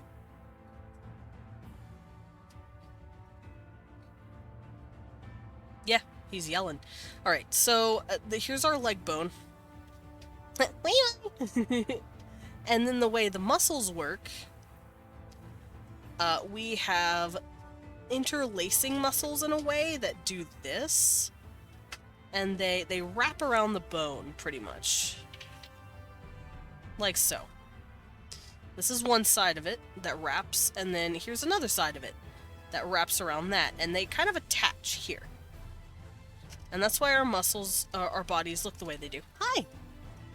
Hi! I got a smooch. But yeah, our muscles do these really interesting little layering. So what I'm thinking here is that these guys, when they were developing their cartilage, let's say this is his leg, I say their bones do something kind of like this. Their pelvis is a little different than ours. And then they have their leg bone here. We're looking at him right here. And then he has his knee. He might have a tiny bone, because remember, they have a exoskeleton as well as an endoskeleton, so their endoskeleton is not going to be as developed. Oh, and then here's his leg.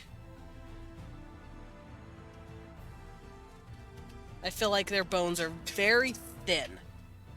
Very thin, probably more brittle than ours, because it doesn't need to be as tough, because they have an exoskeleton. Let's scoot that in. So, let's say this is their bone structure. Their bones are thinner than ours.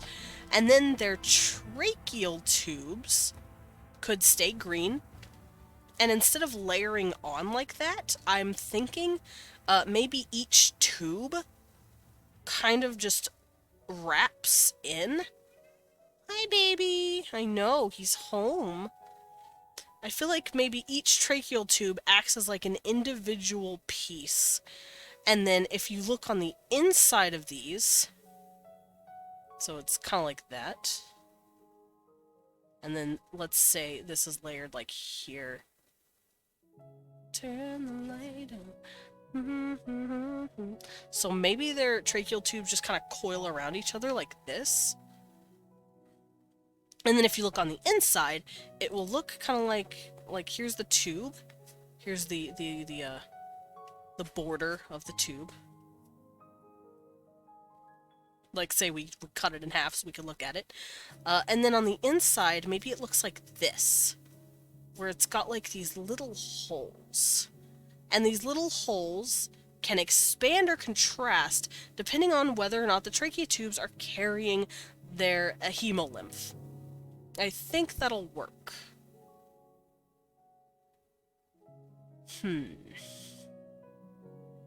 Yeah, so their blood's going to be a yellow-green.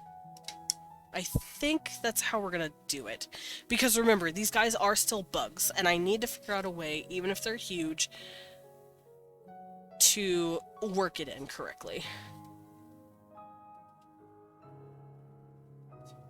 Because remember, they're not really... Well, they're using their muscles to move, but not the way we do. We use our muscles with tension and, like, what are those things called? Ligaments? We use our ligaments. They literally use this blood that they push through to move the limbs. So. So I say their blood color... It's not orange! Ah, the pet! Thank you for the pet. Why? Ow. I'm dying, help. Alright, so, after doing some mental gymnastics here, I say, yeah. So their blood, let's look up the word again. I think it's hemolymph. Hemolymphs? Hemolymph. It's mostly water, but it also contains ions, carbohydrates, lipids, glycerol, amino acids, hormones, some cells, and pigments. Okay.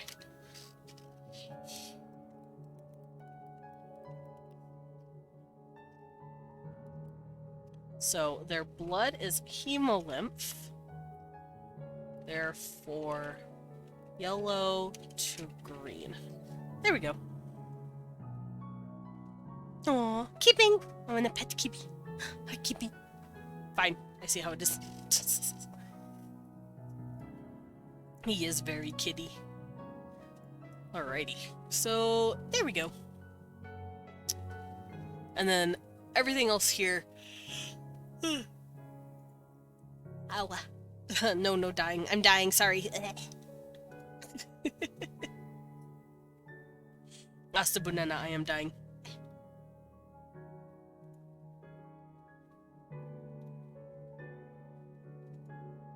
Wait, do lobsters also have hemolymph? Yes, Dan? Wait, do crustaceans also have this? That's really interesting. I'm gonna steal your credit card. I don't have a credit card!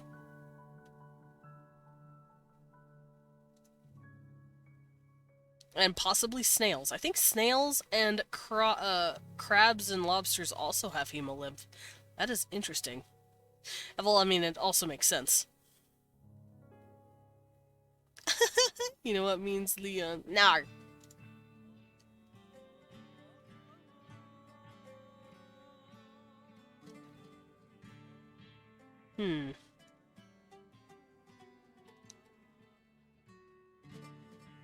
Yeah, I think they have like a semi-open circulatory system. Cause like I said, we have a closed circulatory system, cause we have, vessels and, you know, veins and all that. Insects do not. their blood literally just splashes all around their insides. As gross as that sounds. But these guys are... What, baby? These guys are big as hell.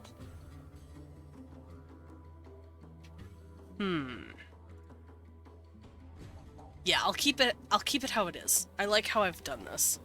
So we're gonna keep it hemolymph, therefore yellow to green, and then their muscles are layered on differently. Alright, senses.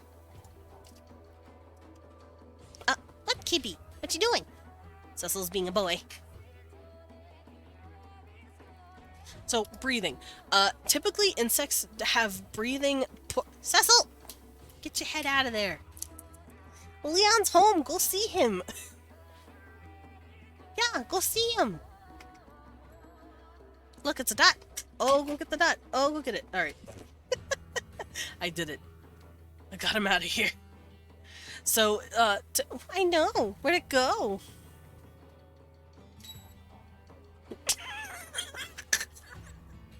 He's so silly. There he goes. Anyway, insects typically breathe through these tiny little, hi Katie, these tiny little, holes on their bodies. But these guys have evolved to be able to have noses. These little holes, I don't know, possibly exist. Oh. Let's look this up before I say something stupid. Yeah, because they don't really have a nose.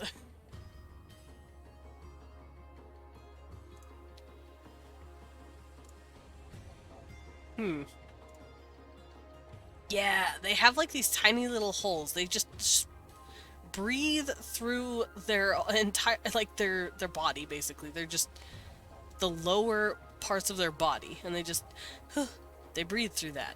But here, I think it would have moved to the nose for the most part nowadays. Because remember, these guys aren't necessarily pure insect in terms of Earth. These guys are like an insect cousin from millions of years ago. So while they are cousins to insects, they still have differences. So I say they have noses. They breathe primarily through their noses via... Oh, ow! Hype yourself up, man. You're cool when you work. Wow, you're cool when you work. Wow. Thank you, Blippy. Kibby, kibby, kibby, kibby, kibby, kibby, kibby, kibby, kibby, kibby, kibby, kibby, kibby. Ah, pet! Thank you, Blippy. Thank you, Blippy. Thank you for the water.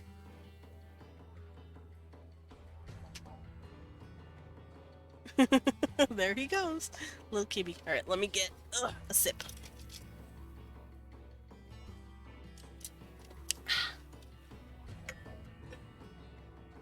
Alrighty. They breathe through their noses via their lungs. Now, insects don't really have lungs, but like I said, distant ancestor. These guys have started needing lungs because of how big they've gotten. But, let me look. Because, like, bugs are just so small. They don't need anything. Yeah, they have something called air sacs, and the air sacs are, like, just next to the trachea. But since these dudes are so big, their air sacs probably needed to... I'm just gonna say, large air sacs. Similar to lungs. That sit in the chest cavity. Yeah, it's like in their plating, in their chest plating, basically. That's where their lungs are. Oh, hi, Kiwi. Good boy. He lay down. Alright, so... yeah. I can get rid of this.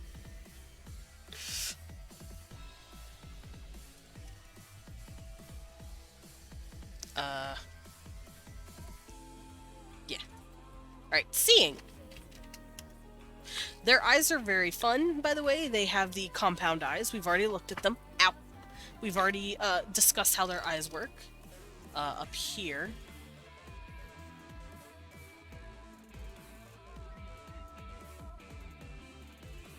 And just to cover it again, basically they have compound eyes, meaning that they have no pupils, and instead of one cornea, they have a fuck ton of cornea, which is how they get those really pretty, like, compound-looking eye shapes. They have those, like, little dots. We know what insects look like. It says here that I've written down, this means that they have poor image resolution, making their eyesight poor compared to other races. However, this is made up for having a wider viewing angle and being able to detect fast movement. That's right, they can see things moving very quickly. Almost like it's in slow motion for them. They can process it very quickly.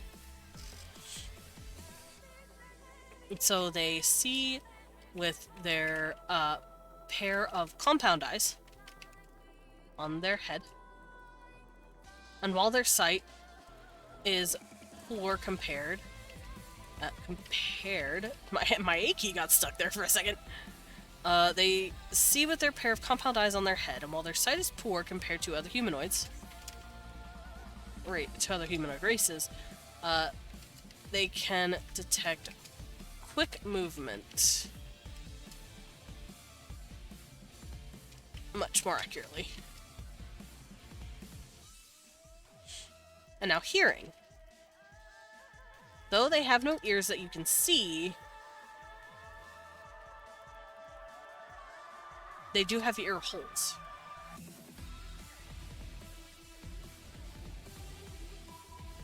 Helps them take in sound. Alright, smelling! It's hard for them to smell. Their nose and their mouth are primarily used for taking in air nowadays. They don't really use it for sniffing, so their smelling is very poor.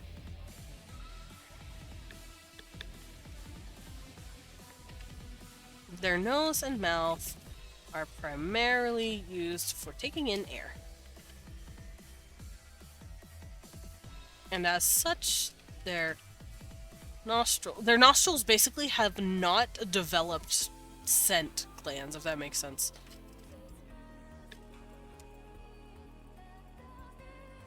They haven't truly developed a sense of smell yet. So they can't really smell anything. Tasting. They probably have a pretty good sense of taste, I'd like to think. Their mouth is very developed. And they can taste better than other humanoid races. There we go. So they can taste pretty well. Touch. Their sense of touch is... let's see. They have chitin. So on the more chitinous regions, chitin, however you say it. I say chitin and chitin. I kind of bounce back between them. I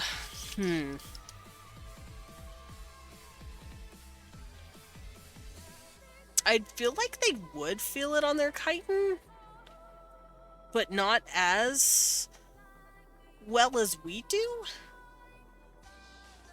But on parts of their bodies that don't have this protective layer, it's very sensitive. So, because of their chitinous body, their sense of touch is diluted.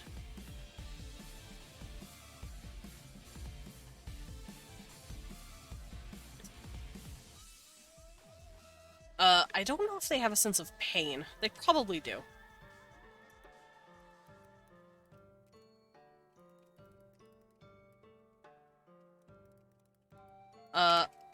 However, they are very sensitive. In between the chitin.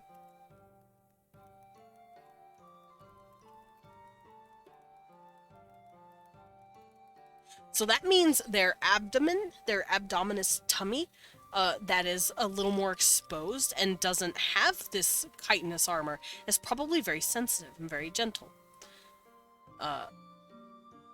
Which means when they're probably going into battle, that's probably the first thing they protect. So, there we go. I got their senses down. Locomotion. They walk bipedally.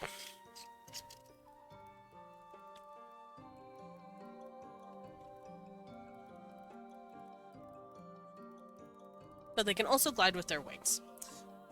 Day, night, or hibernation. I think bugs just sleep during the day.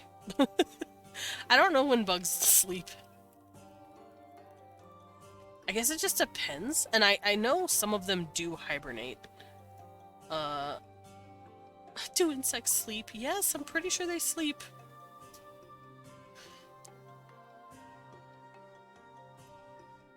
Oh, they have something called torpor. That's actually what hummingbirds have. Hummingbirds have something called torpor, where they basically crash for a bit and they conk out for a few hours. But they're not actually truly asleep. They're still somewhat aware of their environment. Let's see. In the study of fruit flies, the insects would remain still for 2.5 hours, although the scientists noted the flies would sometimes twitch their legs or proboscis while at rest. During this period of rest, the fruit flies didn't respond easily to sensory stimuli. In other words, once the fruit flies were snoozing, the researchers had a tough time waking them up. I see. Another study found that usually diurnal fruit flies with a certain gene mutation would become active at night due to increased dopamine signals. Okay, so they don't really seem to have a schedule where it's like, oh, do you sleep at night? Do you sleep at day? Do you hibernate?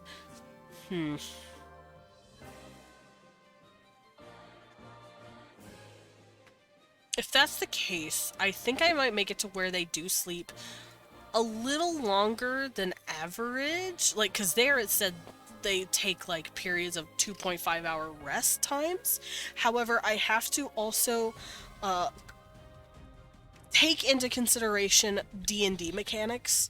So these guys will obviously have some sort of sleep cycle. They will sleep for a few hours. They sleep when they eepy. They do. They eat when they're eepy. They take their rest when they eepy. And it looks like they just kind of nap. They don't really truly sleep. They just kind of chill there for a bit, like, oh boy.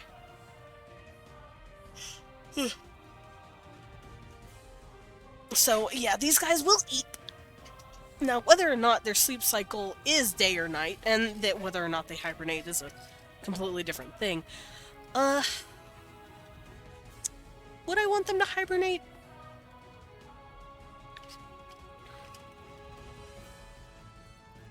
I'm curious. Do insects hibernate during the winter? Because I'm pretty sure they don't. How will that work in terms of D&D mechanics? Well, considering in D&D, a full night's sleep, I believe, is 6 to 8 hours. What would count as a long versus short rest? The thing is, I already gave one of my races... Here, let me go peek in on my website real quick. I already gave one of my races that thing, that kind of torpor ability, and it wasn't to the insects. It was to my elves, because that's what elves do anyway.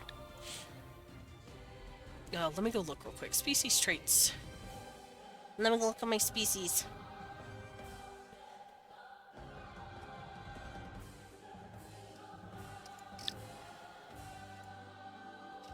Alright, Alb.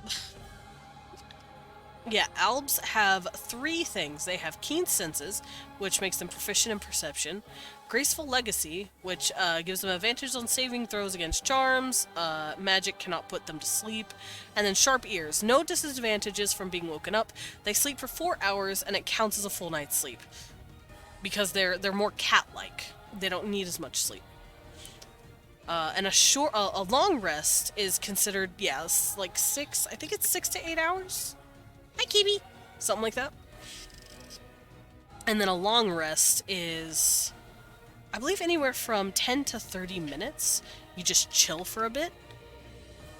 Hi, baby. He's looking for the dot, guys. Should I give him the dot?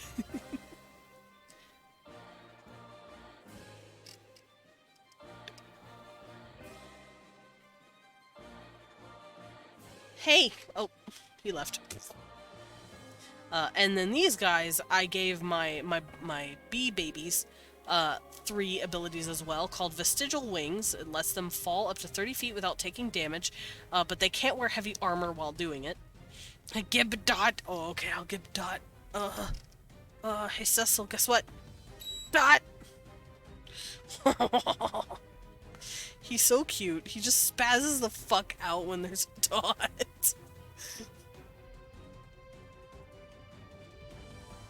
Get it, baby.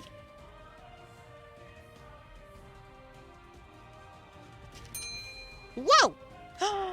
Tickle! Welcome home, Master. Ow. Oh, where'd my cat go?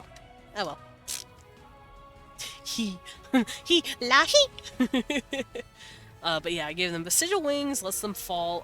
Pheromonal communication, leaves messages with pheromones to talk to others who can sense them, and colony strength, considered proficient when heavy lifting giant and heavy objects. Kind of like how ants lift stuff. Oh, he is dead. Oops. Oops, murder. Oops. Teehee. Hibernation refers to the state in which animals pass winter. Hibernation is... Alright, oh, they do migrate. That is true. But monarch butterflies migrate. Communal living. Torpor.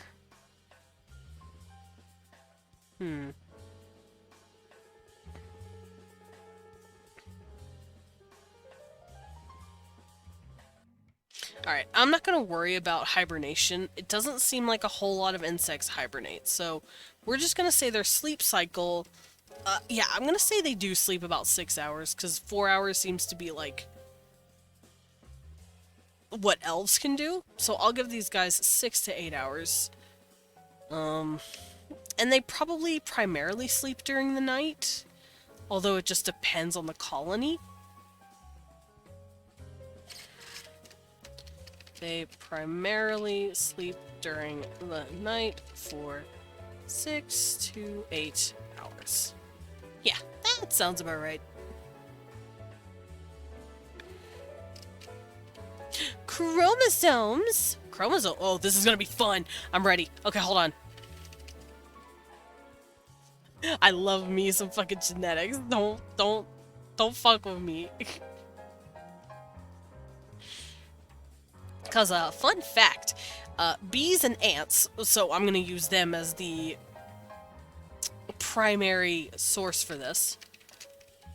So let's look up bee chromosomes, and then ant chromosomes. There we go. So, the way bees and ants work is that a queen will breed with a drone. She'll mate with a drone, she'll take whatever genetic material he gives her, he'll fuck off and end up dying, because that's usually how it works anyway.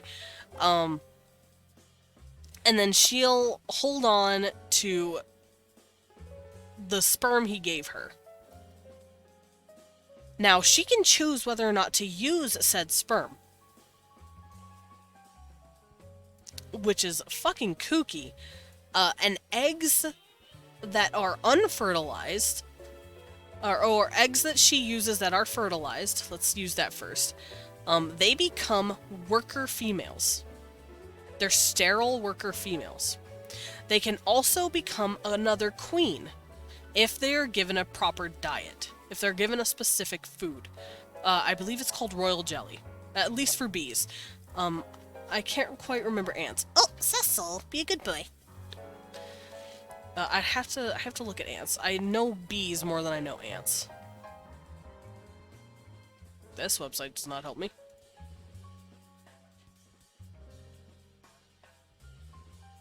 I think it also works with the ants. The ants have to give them a specific diet. Yeah. They have to give them a specific diet. Oh, Cecil, you be good boy.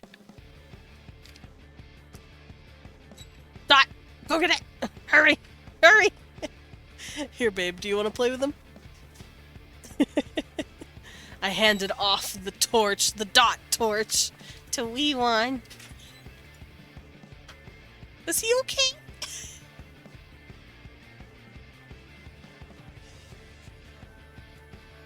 Come on, arrows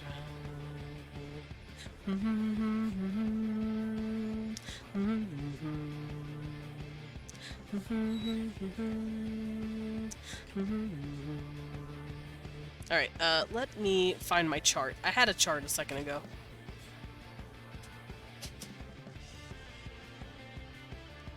Yeah, okay, so, yeah, if a queen and a drone get together, they do the nasty, he goes off and dies because, sadly, males cannot live without their junk, I guess. And then the females choose to use the sperm or not. If they use it, they make an infertile female or a new queen whenever that queen gets a certain diet. If they choose not to, hello Ichinyan, how are you? If they choose not to, then they get a male drone. So, weird as that sounds, the queens use no sperm and you get a guy. So if you look at their genetics, you can see that there's 3 types of sexes, kind of. There's the queen, the fertile queen, who has the same genetic chromosomal makeup, I guess. You just got home. Oh, Professor Hot. Yeah, it's Gil. Gil is here. And we're talking about bugs. We're talking about insects. And how they have babies. Hell yeah. Hell yeah. Because we're about to start covering insects. My bug race, specifically. Bugs are great. Specifically the eusocial kind, where they usually have colonies. Talking about fucking bees. Talking about bees fucking... Alright, so I believe it is all X and XY.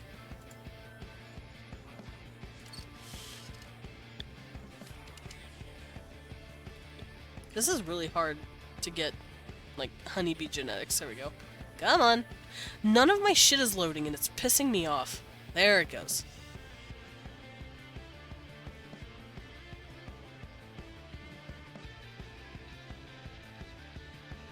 Yeah, I believe the term is, haploid and diploid.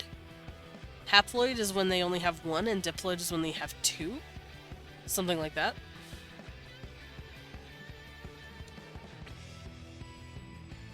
But that's not important, it's just something fun.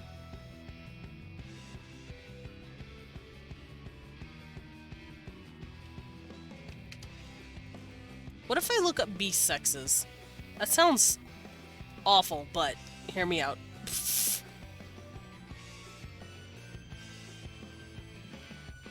I need to figure this out.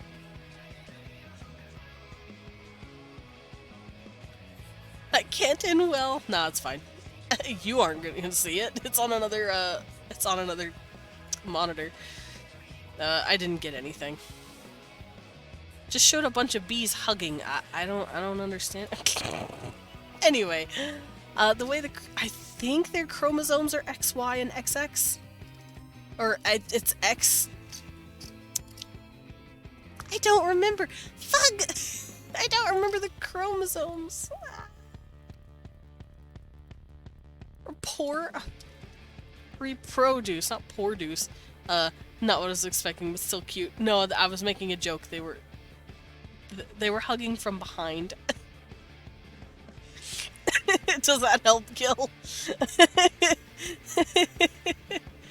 They were hugging from behind.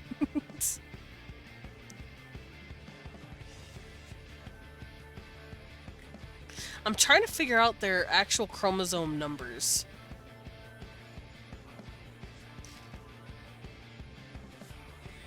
My cat tried to open the door and it was very cute. So 100% what I was expecting. Yeah, I didn't see anything crazy. It was literally just them hanging out.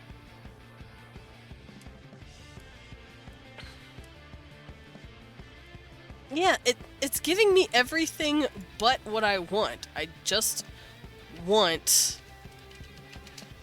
I'm just gonna look up a wiki. Wiki. B, help. Help me, wiki, please. Haplodiploid breeding system. There we go. Give it to me. Give me what I want.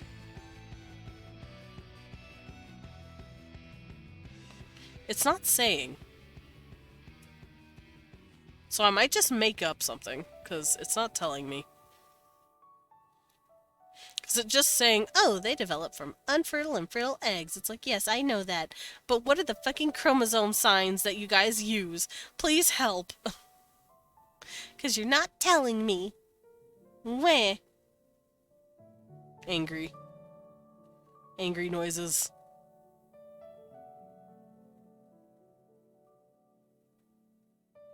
That's not what I want. Okay. I'm getting out of that. I'm scooting away.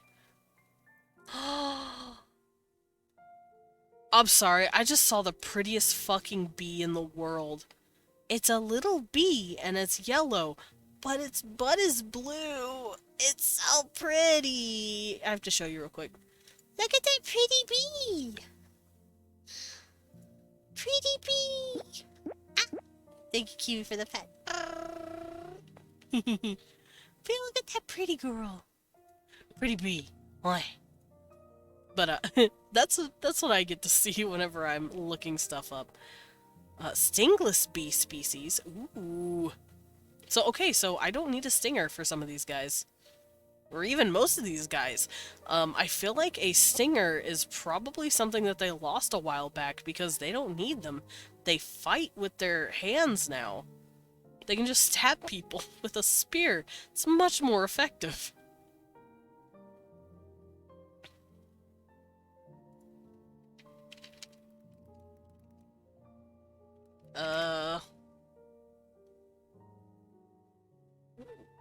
Yes, there we go. Let's see if that helps.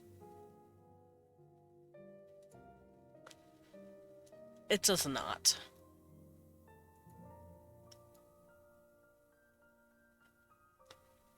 Okay, so I don't know if scientists have a... I don't think they have a specific letter for the bees. Because I've been looking for this for a while. And I don't think they do.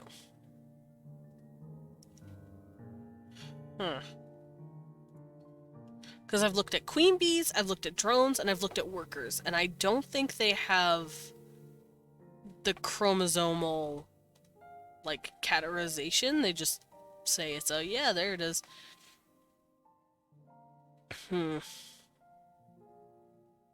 So then how do I do this? I guess I could just have it X and XX.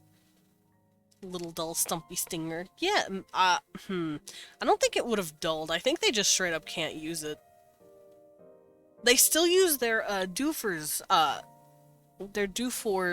gland because they can still leave out pheromonal messages. Those still have some purpose.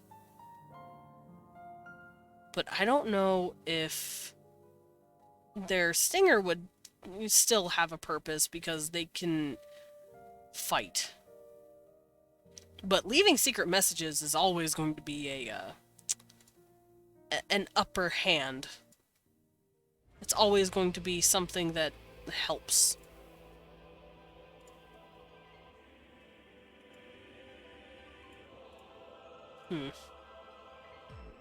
Solitary. There's solitary bees? Oh, they're babies. Oh, I see. That's interesting. Carpenter bees, leafcutter bees, and mason bees are solitary in the sense that every female is fertile and typically inhabits a nest she constructs herself? That's cute. So they'd make great spies is what I'm hearing. Yes, basically. That's fucking cool. I didn't know that... Well, I did know that there were a few solitary bees, but I never, like, processed what that meant. Huh. Interesting. They make pollen. baskets.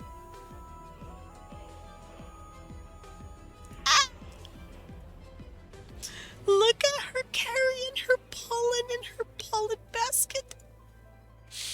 I need my bees to have pollen baskets now. Fuck. That's so cute. Help. She carrying a pollen basket. Why are bees so fucking cute? She's a little pollen purse. Yeah, she's got her pollen purse. Ah. That's fucking precious. That's so precious. Oh. Everyone cries in chat. Yeah, it's really cute. She's got herself a little pollen basket. Oh. A baby. I'm gonna cry now. That was really cute.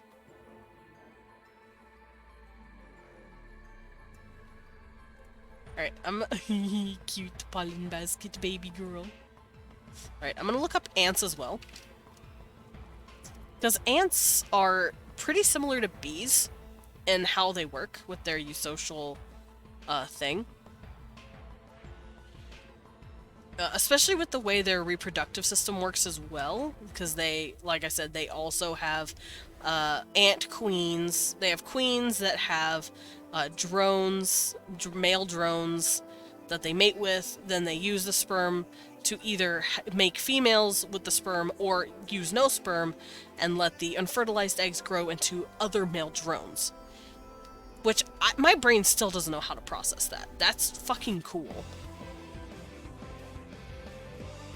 And then the some of the unfertile females are given a diet that helps them become a queen. Ants are fucking crazy. Holy shit. Anyway, I'm just trying to remember how that works.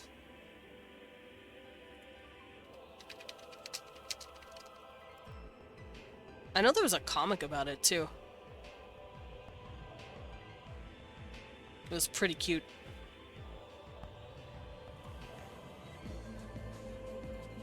Here it is.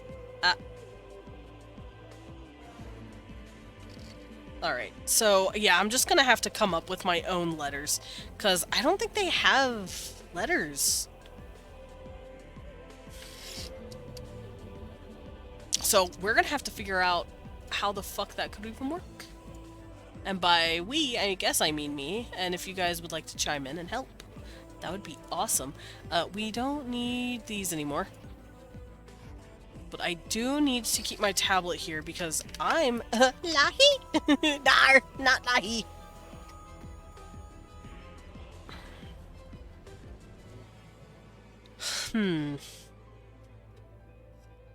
So if a queen has it out with a male, uses the sperm, they make a female? But if the queen just does it by herself, she makes a male. How the fuck does that work genetically? Maybe I like a IQM?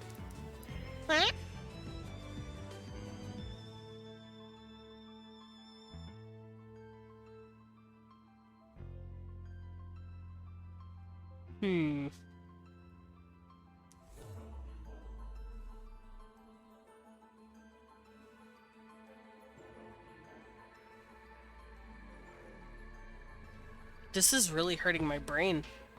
My brain's IQM. Oh, like the letters. Yeah, I could use the letters. I for infertile, Q for queen, and M for male.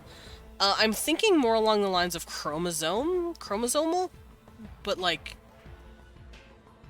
my brain does not know how to process.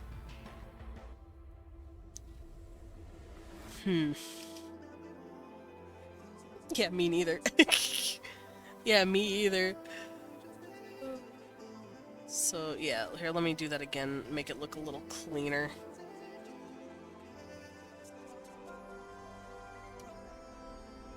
Because I do want them to work this way. I just need to figure out how.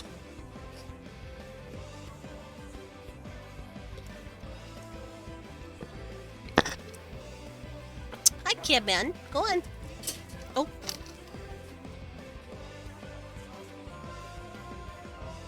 So, this would mean males have one chromosome.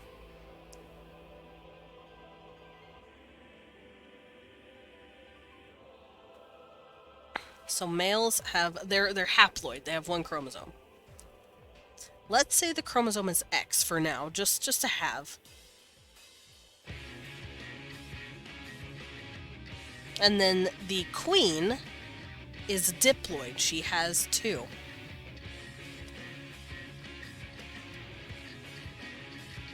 I guess it could all just be X or XX. Males have one and that always makes a female.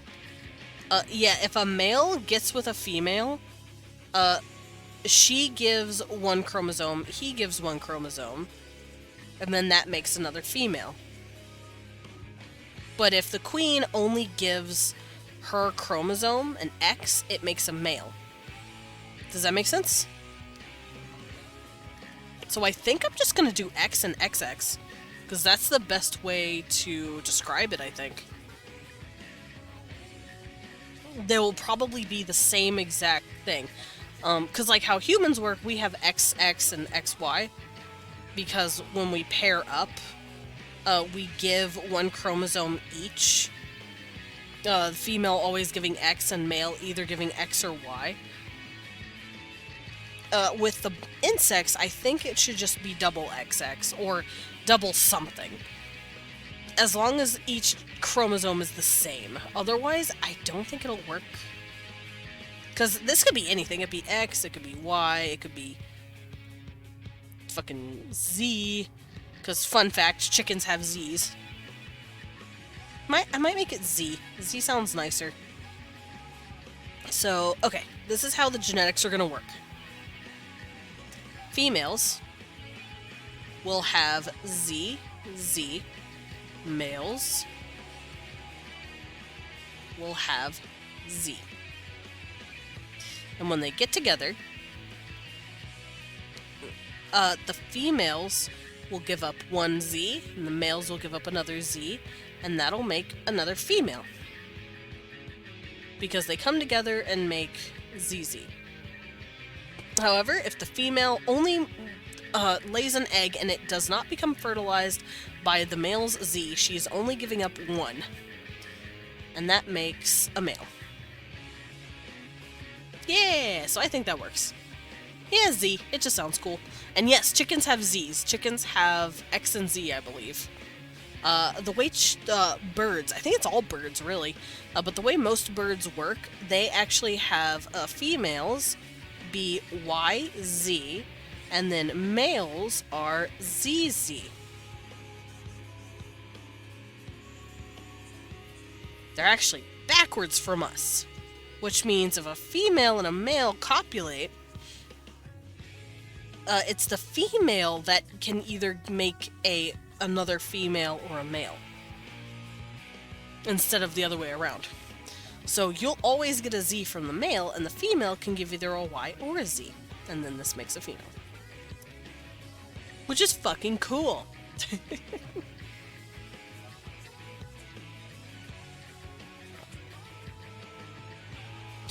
This also works really well with some of their evolution. I've been studying how, what are those birds called? The asshole birds. Cuckoos? They kick other cuckoo eggs, they kick other bird eggs out of the nest and they leave their egg. And then force that bird to raise their baby, basically. Because they're deadbeat parents, I guess. They don't want to make their own nest, I guess. I don't know. And the reason they can pull that off is because through evolution, the females will always remember where they were laid, and the females are the one laying the eggs. And the evolution of the egg itself to kind of like disguise it to look like other bird eggs so that they, the mama birds don't get suspicious, it's in that Y chromosome. It's fucking cool. Cuckoo birds are assholes, by the way. But yeah, it's not in that Z chromosome. It's in that Y chromosome. It's in the female. So their unique chromosomal structure actually gives the cuckoo bird an advantage when it comes to that stuff. It's fucking cool to study. Even if they're assholes.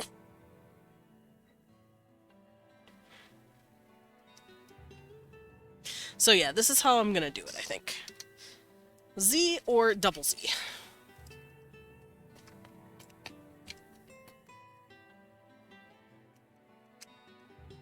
Alright, so, where is my... Here it is. So, how did I do it on my other sheet? Hold on, let me go look at my... Gotta respect the hustle. You know what? You're right. Gotta respect the hustle, but that doesn't mean I have to respect the bird. They're assholes. Zam! Hi, Zam. How you doing? I see you peeking. Yeah, it's Space Zam DVD.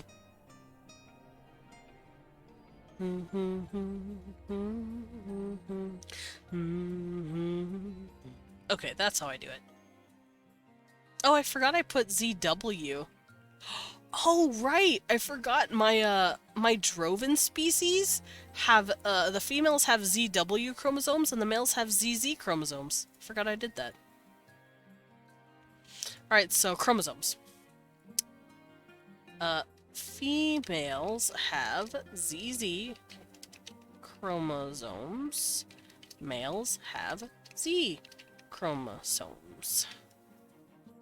Burb is the word. We're talking about burb. We weren't talking about burb. Burb were assholes.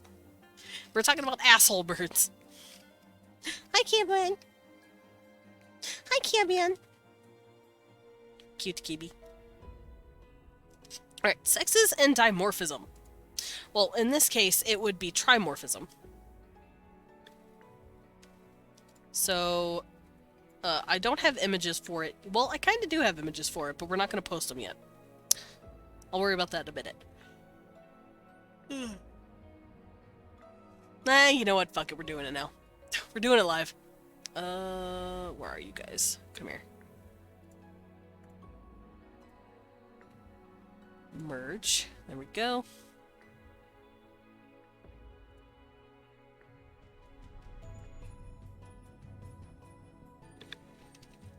Okay.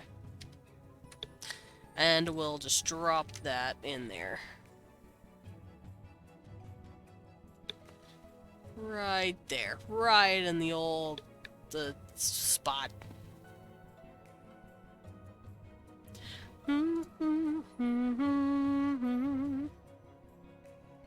There we go. And this is the females, the males, and the infertile females, which are also called eumels, which is what I call them if they're not strictly male or female. So, females. I sound like an incel talking about a potential date. The females. Sorry.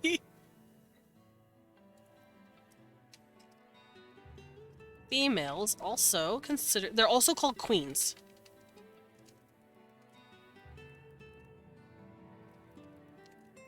Then they're the fertile egg-laying sex.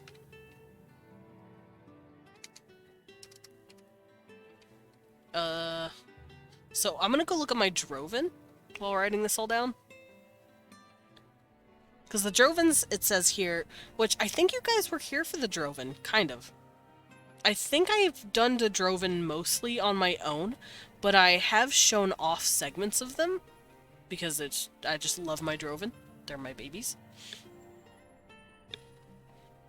I go now, see you in like a week. Ah, come back soon, Jacko. I miss you already. Whoa, cat. And be safe, buddy. Please.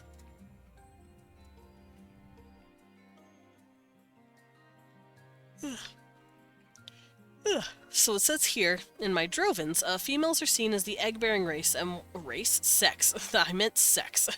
And once eggs are inseminated, will lay a small clutch of 2 to 4 eggs that have a 2/3 chance of hatching.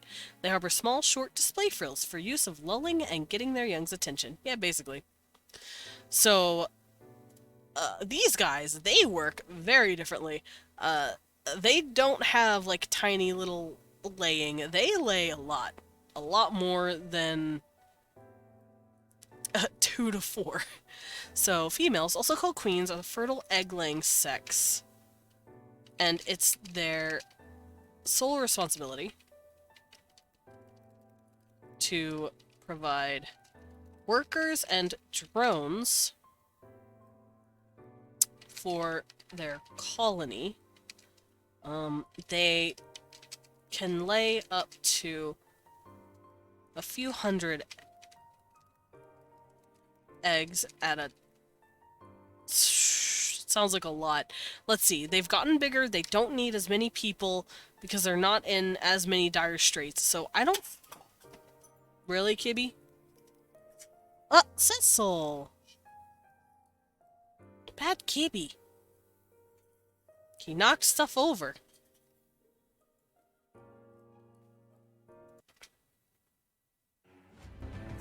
Naughty Kibby. Naughty, naughty.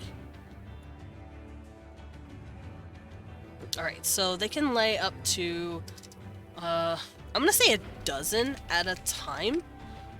Like, per male, I guess. Also, their males don't die anymore. They've evolved past that. Males can go at it more than once without dying. Because in how bees work on our world, if bee guys go once and then that's it, they're dead. They literally can't survive. Because whenever they... I don't want to get into it, but just take my word for it, it does kill them. Sadly.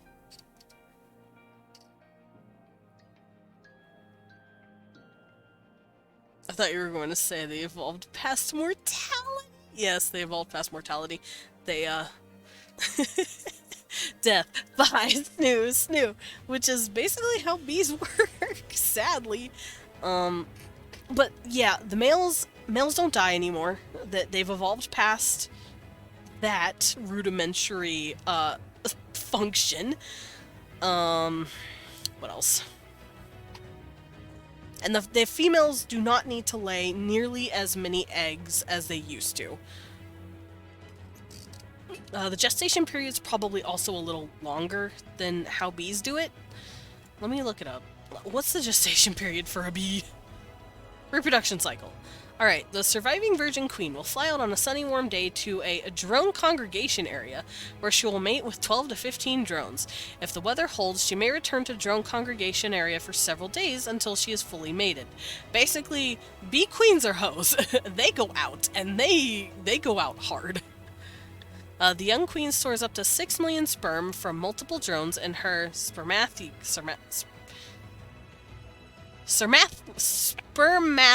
There we go. She will selectively release sperm for the remaining 2 to 7 years of her life.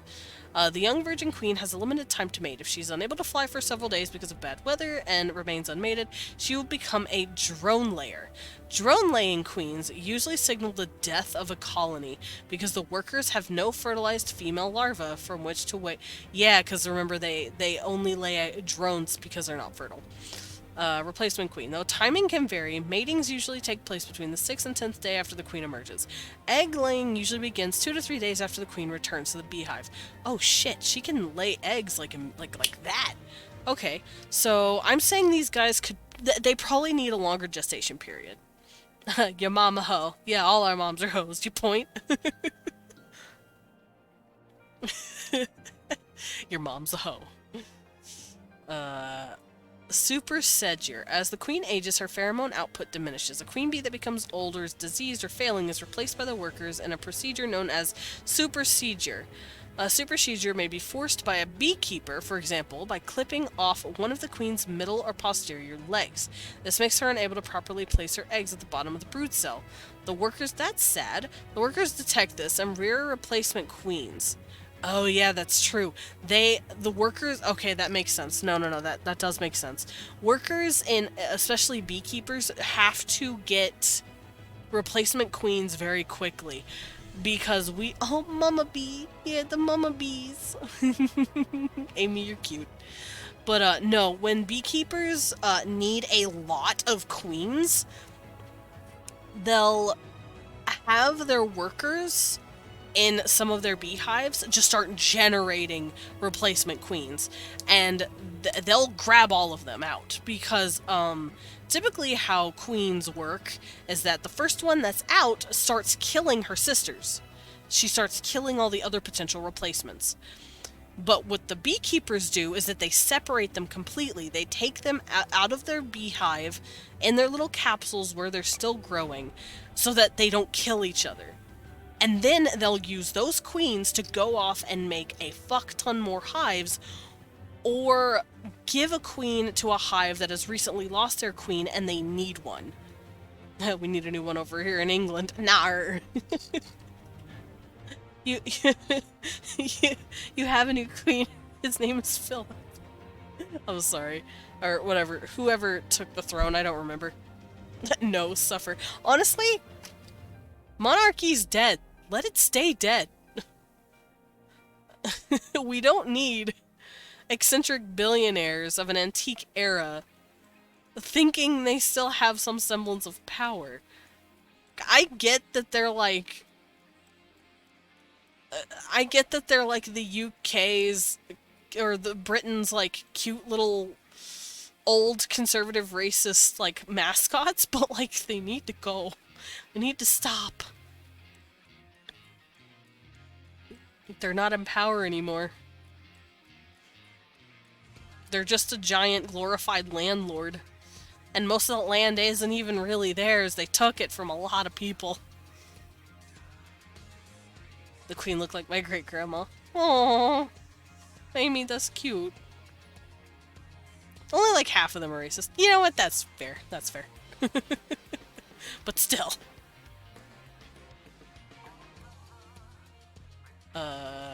But yeah, here it says that when a queen becomes available, the workers kill the reigning queen by balling her. Basically, they cluster her and they overheat her and it kills her. And it's sad. But then they get their replacement. But that's why the beekeeper sometimes takes the other queens out like, no, these are mine. You get no new queen. Or, you know, he only gives them one. If a queen suddenly dies, oh yeah, right, queens can suddenly die, and the beekeepers, or the workers will just panic. Selecting several brood cells where a larva has just emerged, which are then flooded with royal jelly. Yeah, they basically just make a fuck ton of queens. They're like, oh fuck, we gotta make queens now! It's pretty cool. Why am I not a beekeeper? I study it so much because I'm so fascinated by it. Alright, I'm gonna close all this stuff out because I don't need it anymore. I need to stop looking at queen bees.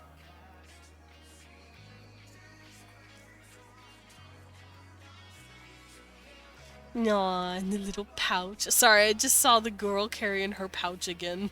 It's cute. She carries her purse. So cute. Alright, I don't need that open either. Let me say though, at least Philip had the decency to die before his racist ass got on the throne. True. Alright, so they can lay up to a dozen at a time after a gestation period. I'm gonna give them a gestation period of...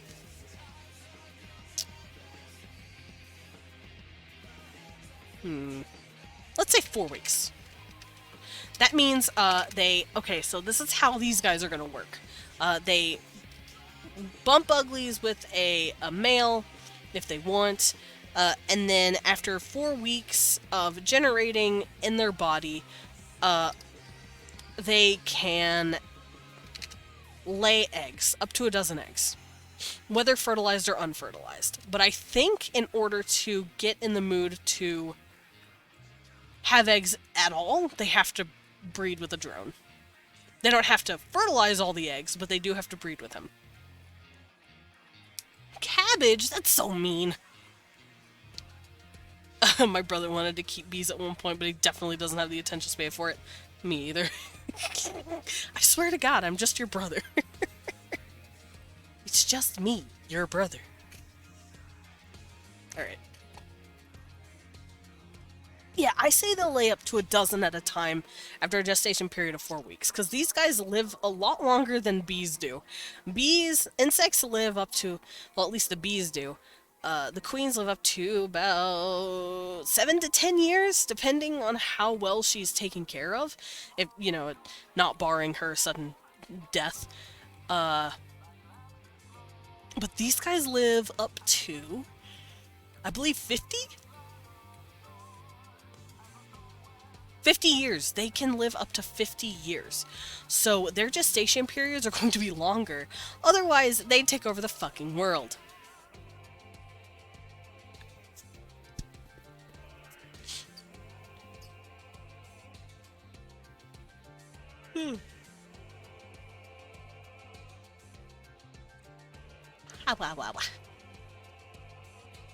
Can't believe my brother lied about going to Australia and became a gay bat dad on the internet. I know.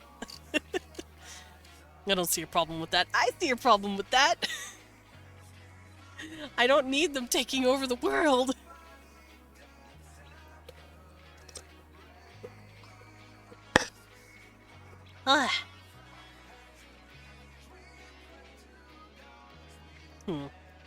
Yeah, so, I'm thinking their gestation period, yeah, it's about 4 weeks.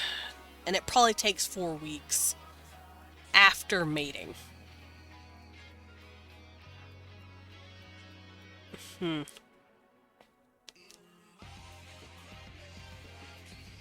Yeah. Alright, so after... Do I need to go into that, or can I just do that during the life stages? How did I do it with the Drovens?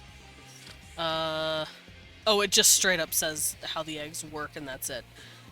Alright, so the lay a dozen at a time after a gestation period of 4 weeks after copulation with a drone. There we go. Males!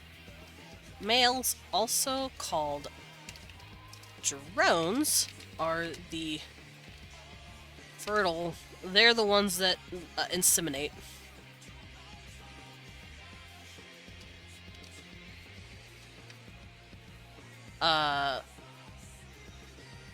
They don't really have responsibility.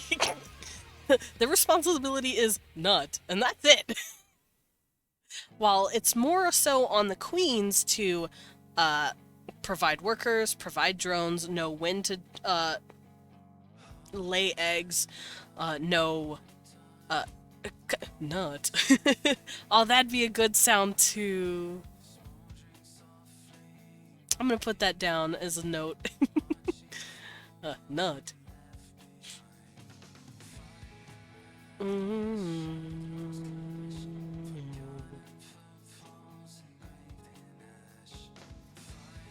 Yeah, they don't really have any other responsibility other than, well, to their reproduction, other than just nut. And that's it.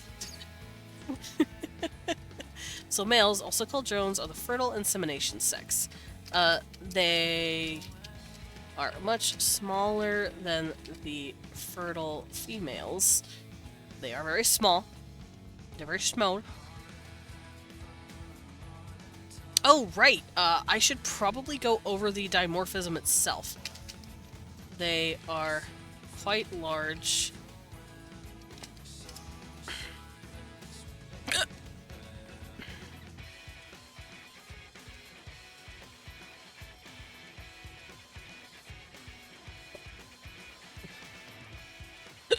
They're very tall and they have wide abdomens. And hips to help them with the birthing process. What if, no, not November. No. Actually, that'd be really funny. Like, next year, if I have sound alerts. Ow. If I have sound alerts. Help, I'm hiccuping. And if someone hits nut, they lose. They lose. They lose No Nut November. Non-stop Nut November. Yeah, I agree with that one. I like that one better. God, I'm hiccuping again. Why?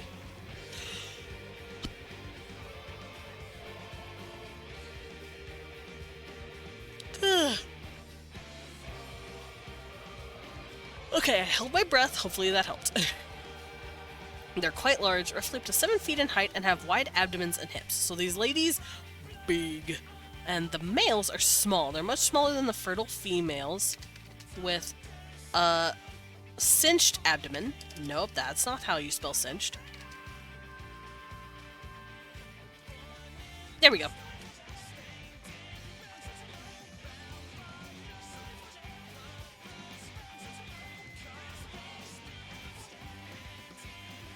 Sorry, the music's just real fucking jamming. Alright, males, that's what I'm going to be calling them. Infertile females, also called workers, are the third sex and are incapable of providing genetic material to reproduce. Oh. They make up, I want to say, a 90% of the population. So they make up roughly 90% of the Cattell population. Because, much like the dwarves, star baby milk! Give me my strawberry milk. Star baby milk. I actually don't have any more. The population. No, population. Why did I spell it wrong? No, I spelled it right. You... Don't fuck with me. Don't fuck with me. I play League of Legends. I know what I'm doing. I'm unstable.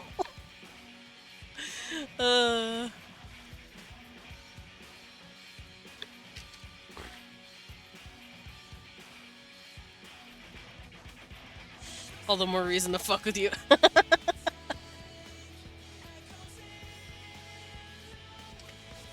So they're a more average height. They're in between. League Pleagers can't do shit. Clodsire is an orbular poopy boy. Aw, don't be mean to him.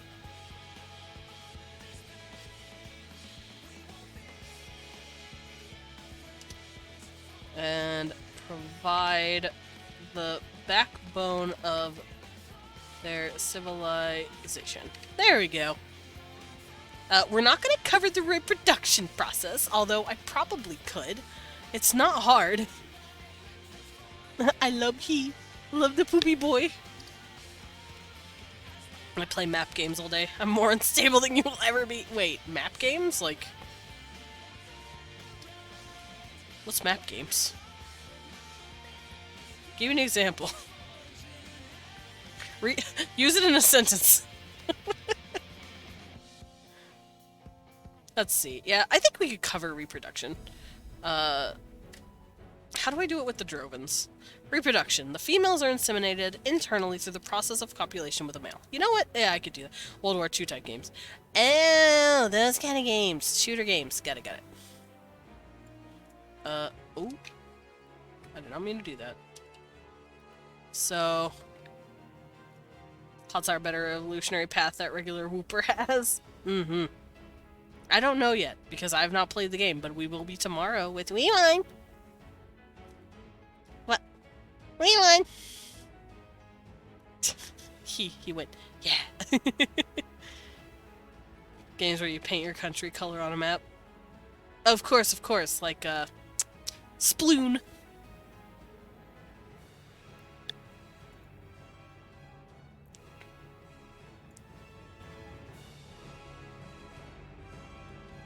Alright, so let's see. Where are my Drovens again?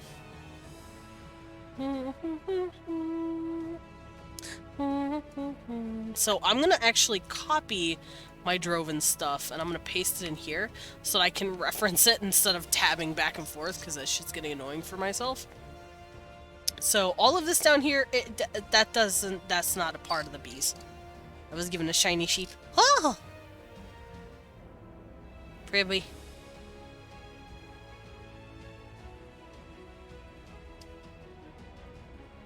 Alright, so the queens are inseminated internally.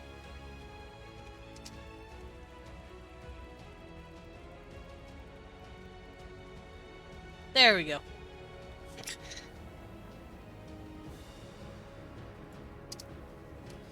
Now here they gestate, apparently my Droven gestate for like a week, and then they lay the eggs. But these guys, they gestate for 4. I think that just feels better. Then again, it makes sense. The Drovens grow up from tiny baby to adult at a regular pace like we do, and the egg sits there for like 20 weeks. Hello, Pats, how are you? Games where the AI was made by some drunk Swedes who aren't even sure how their AI works sometimes. I don't know what game that is. I don't know. But hi, Pats! Welcome in. We're working on World Building Wednesday. We're working on reproduction. I promise it's a lot more boring than it sounds. I'm using very long words to describe boning. And I'm sure it would make people like, it's like, ooh, we're talking about reproduction, and I'm just like, the female is inseminated. It's like, oh geez, you're that kind of boring. Alright, so after 4 weeks, I say. And there's a reason for that, I'll show you. After a 4-week period of gestation, the queen will lay up to a dozen eggs. And remember, I'm cutting off how many they can have because shit gets nuts otherwise. Most of which are infertile females, also called workers.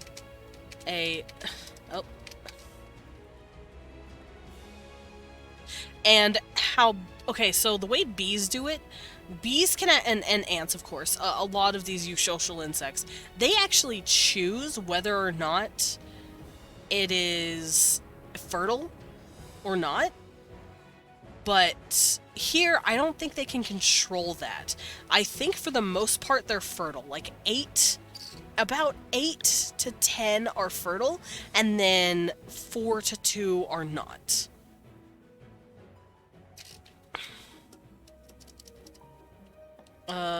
Will lay up to a dozen eggs, most of which have been fertilized. Welcome in, Period. Good morning. I mean, we spent like 4 hours talking about how portals worked that one time, so I get it. That's true. We did. We really did. Oh, also, these guys are kind of like the opposite of the dwarves.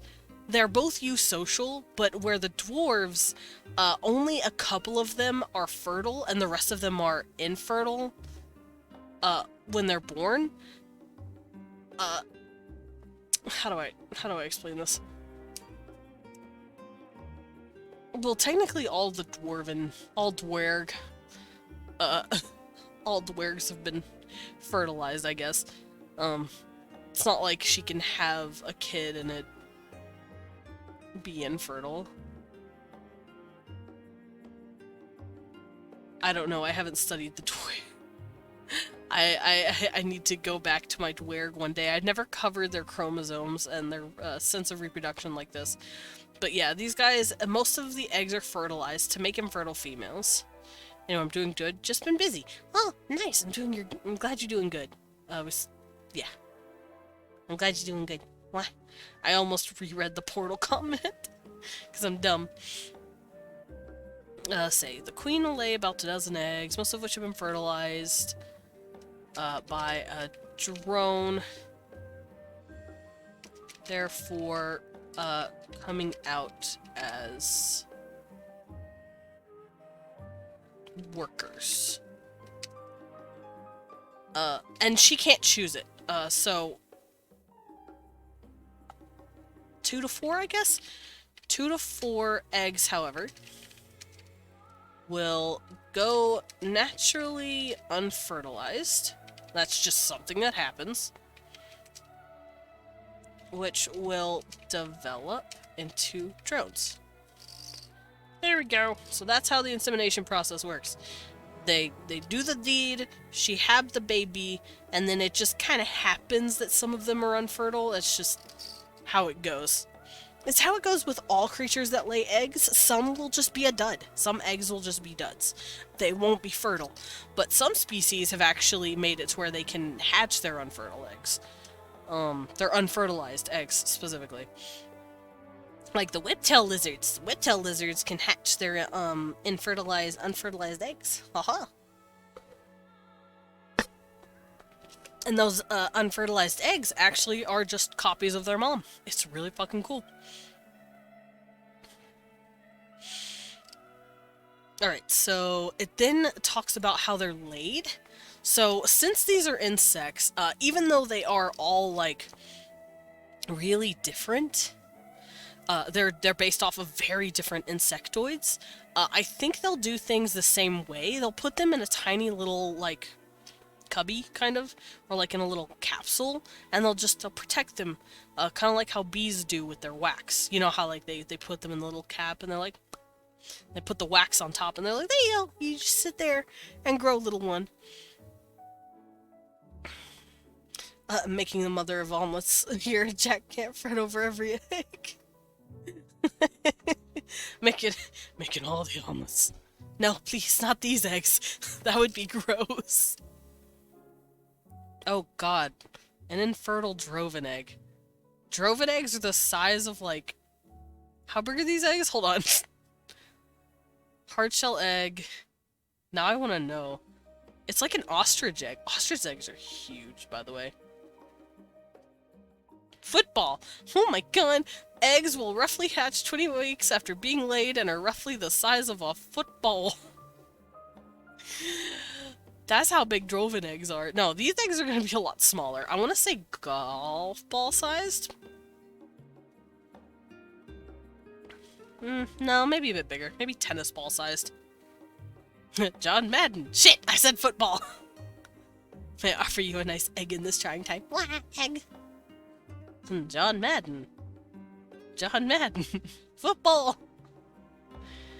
So yeah, I say the eggs will probably be about tennis ball size and a kind of oval. Mon Jadden.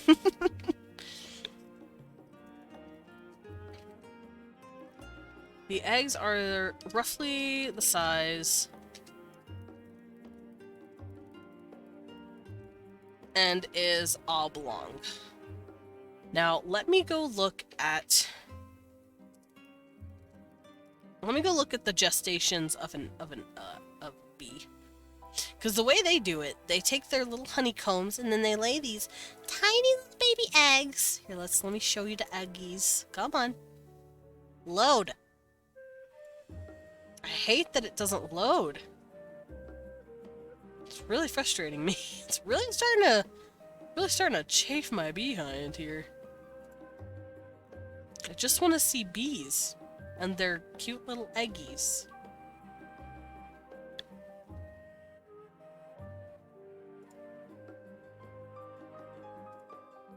Here, I'll just take a picture. Maybe it'll load that way. Phone about to die. Oh no! No, not the phone. Hurry, get the pizza. Alright, so this is how they do it. They lay these cute little tiny, like, oblong eggies, and then over time they grow into, like, these grubs, and then the grubs just kind of vibe. So I'm thinking their stages are going to be egg, and then as they develop, they become these little grubbies that just sit in a bath, and they just hang out. And the parents, or the workers specifically, will give them food, and the grubs will essentially be like their version of an infant, and they just vibe. and then they cap them, they cover them, and then they grow up, and they pupate, and then they pop out as a big old bug, a big old baby girl. No pizza, why? Because you are John Madden. I'm gonna order a pizza. Hi, can I order a pizza? No, why not? Because you are John Madden. It's so silly. It's so dumb, but I love it. Alright, let me look for a little grub. A little bee grub. Because grubs are the babies. The little white boys that just hang out. I think the workers give them food. The eggs just kind of... How do the eggs grow?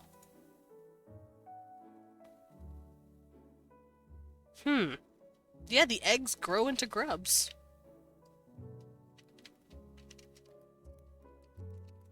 And I think it works the same way for ants and most wasps as well.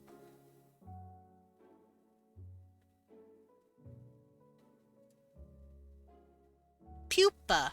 Oh yeah, they can be pupas as well. Oh no, I'm going back to my Homestuck days. Oh no! Ah, pet! I don't deserve a pet. I'm thinking of Homestuck. But thank you for the pet.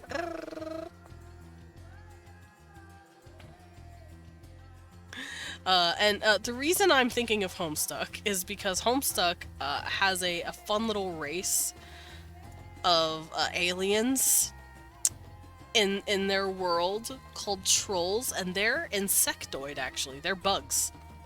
Well, they're very similar to bugs.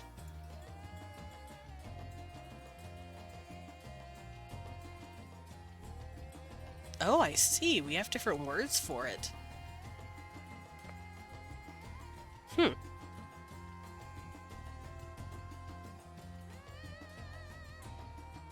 Okay, I think I know how I'm gonna do this.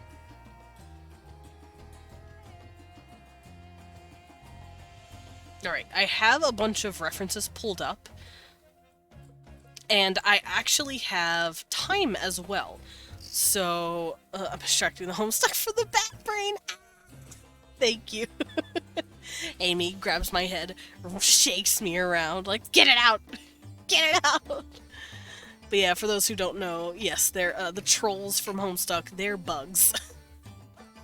Which is why when they are using their version of slang, they'll say some really weird shit. And also, their culture is kind of surrounded around the word grubs and pupa. Like, instead of Peter Pan, they have a character called Pupa Pan. It's really fucking cool. It's cute. I've got a faster way to do it. No, Gil, no, wait, don't do it. No, put the gun down, please. Lily would not want my brains blown out, I think. I don't know. Actually, I don't know. She might want to pop a cap in me for talking about Homestuck. Anyway. I have my references pulled up. So yeah, it looks like the egg just naturally develops into a larva. I don't know if it hatches at all. It doesn't seem like it does, it just kind of grows. Oh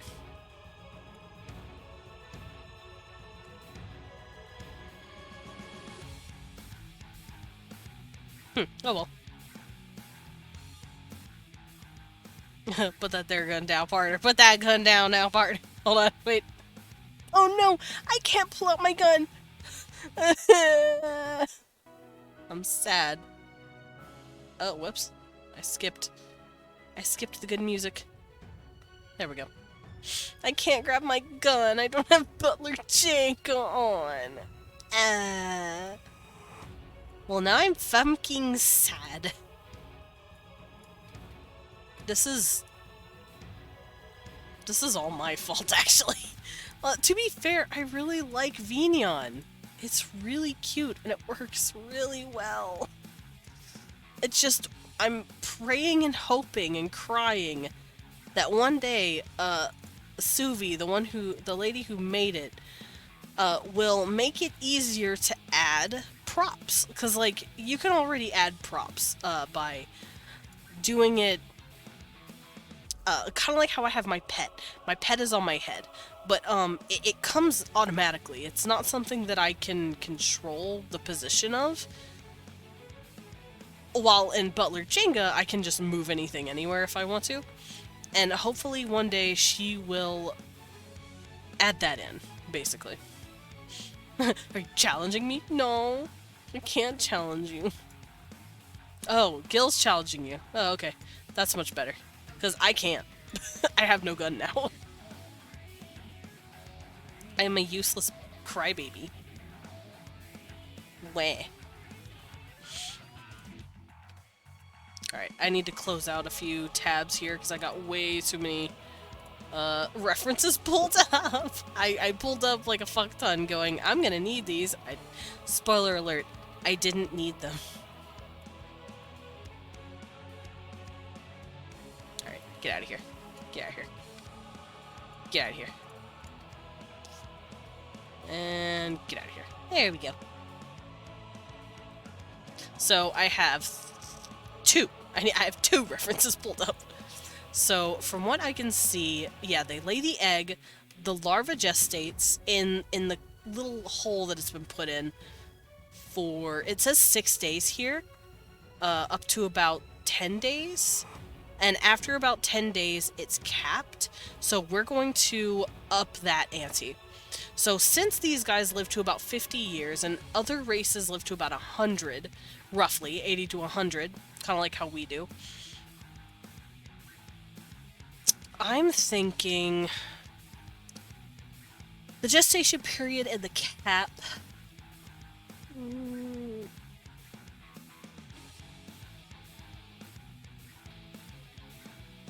I'm thinking gestation period in completion would be about 4 months. So if the queen holds the egg and gestates for 4 weeks, that's already a month. I have 3 months to play in. So how long does each stage take? It takes 10 days for it to become a larva. It takes 18 days.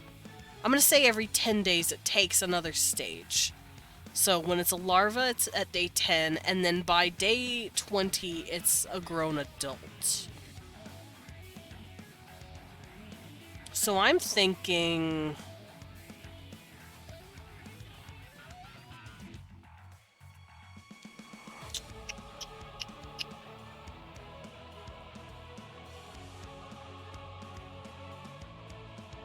$6 weeks each? I think 6 weeks each could work. Like 6 weeks as a larva, 6 weeks as a pupa, and then it emerges as an adult. So for the next 6 weeks, the egg... hold up. Okay. For the next week, the egg will develop into a... Y'all plumb done gone down, now down, did it now, son. Oh, Jesus Christ. Amy, put the gun down. Amy, calm down. Don't hurt me. Oh, wait, that emote's cute. The little wiggle.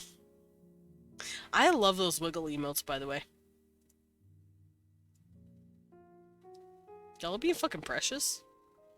Alright, so for the next week, the egg will develop into a fully sized larva. After which the workers will probably give it food, give it nice yummy foobs. Provide... not milk. They don't drink milk. They don't provide milk. That we do that. Mammals need to drink milk. Why do I feel like these guys would be lactose intolerant? Anyway. The workers will provide nutrients. Oh, thank you! Thank you, I'm not small anymore, period. I'm still on my stool. Hold on, I gotta put my stool down. Okay, I did it. I put my stool down, and I'm here. Thank you, period. You're a lifesaver. Let me adjust myself just a bit. There we go. Wah! Yep. Ah! I see. Gil said get in uniform, young man, and I said, okay. Here, who wants to see my bunny outfit?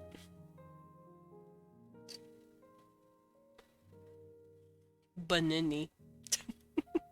God, you know what would be awesome if I had leap motion and I could just wave at you guys. Oh my god, I could do my seminar from here. Hold on, I could be like pointing at the screen and shit. I'd be like, yeah, and then here and here. Wouldn't that be cool? Anyway, let me get back to my seat.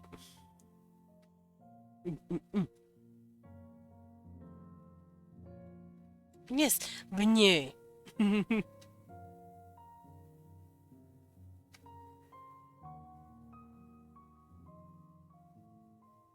There we go. Oh, also, Pyrian, I'm gonna do you a solid here, buddy. Let me run to it real quick.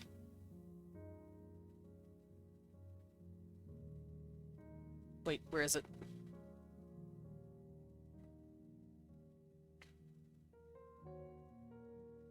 Where is it?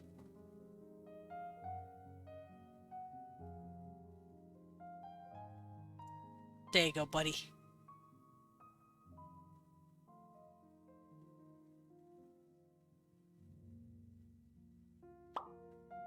Ah! Everyone's just switching me. Thank you for the wardrobe, Swebber. The best time to wear a striped sweater. Alright, so for the next week, the egg will develop into a fully sized larva, after which the workers will provide nutrients until the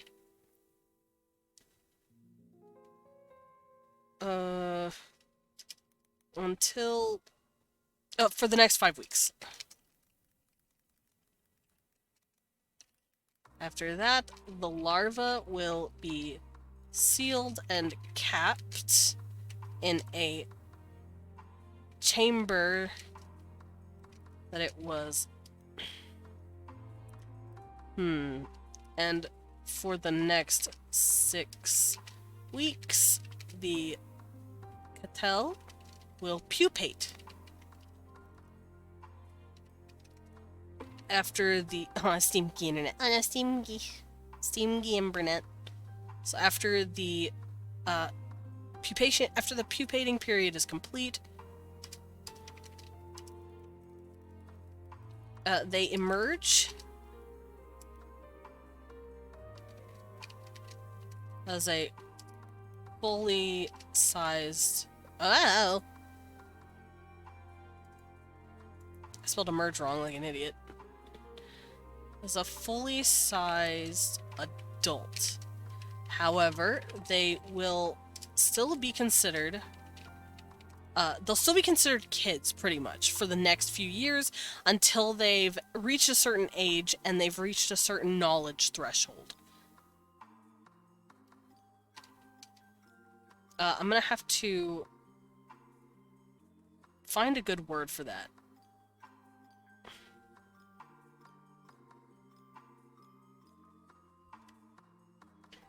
Because just because they pop out an adult doesn't mean they know what they're doing. Oh! Zam! Thank you for the stretch!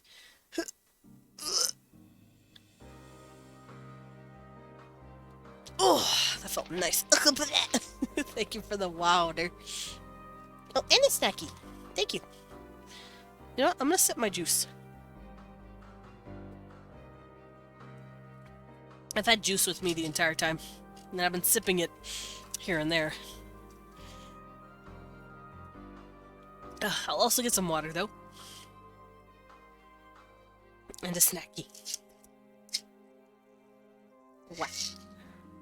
Oh. Alright, what am I gonna call these guys? Maybe caplings? Something. Because they just came out. This will be called larvals, the larval stage, the pupa stage. and then the young adult stage. But the young adult stage isn't technically young adult. Because while their bodies are mature, they don't know anything. They literally just popped out completely confused.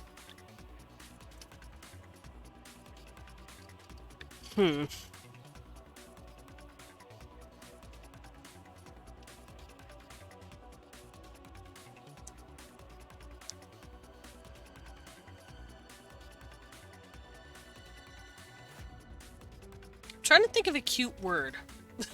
Like, a cute little word they'd use for the just recently hatched...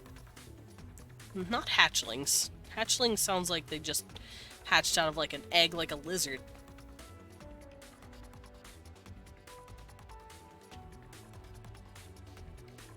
Cute word? Desmond. Ah, Zam! I'll fight you. Ow, ow, ow, ow.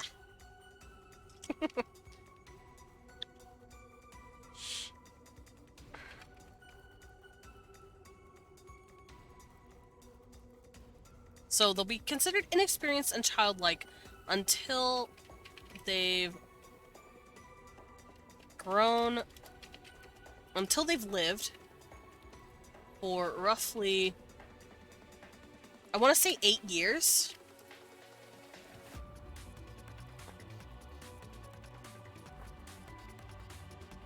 And have passed, like, different life, not life stages, and have gone through a type of education.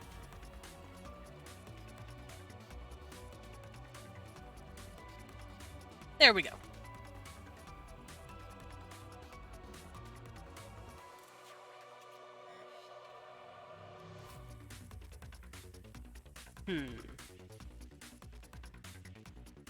Okay, something like that. Now, offspring. Oh, geez. She has so many. Lifespan, up to 50. Up to 50 years. So I'm gonna put that down. There we go. So, offspring, they will have a brood.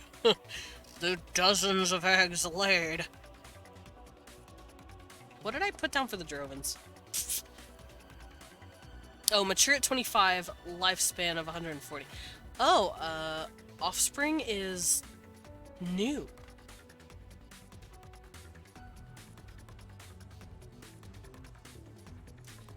So, mature at 8 years, lives up to 50.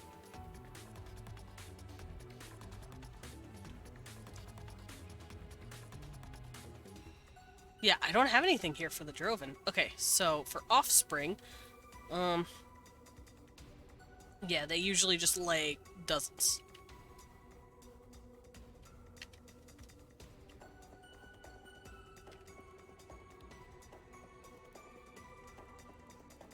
So, dozen at a time. Eggs. Just a dozen eggs laid at a time. Dozen eggs laid. So you can have up to a dozen siblings that you're homies with, from one male.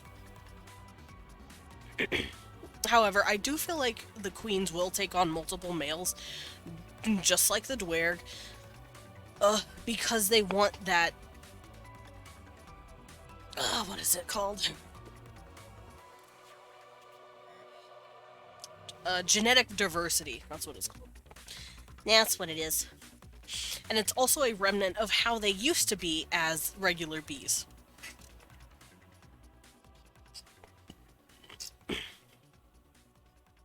Alright, so life stages. We kind of covered the life stages up here. I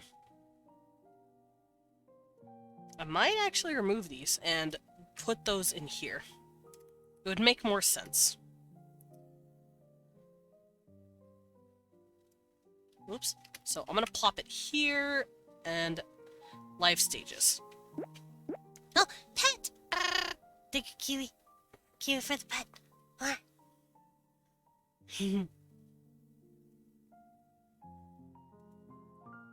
Ow.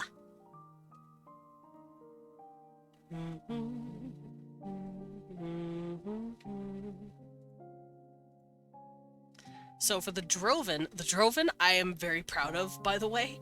I actually drew their egg, the inside of their egg. Now, fun fact, the Droven have blue blood, so the inside of the egg is blue. It's not orange, it's like a soft blue. Space Sam DVD, Space Sam DVD, Pet the Sam. So let's see, the fetal stage is the egg.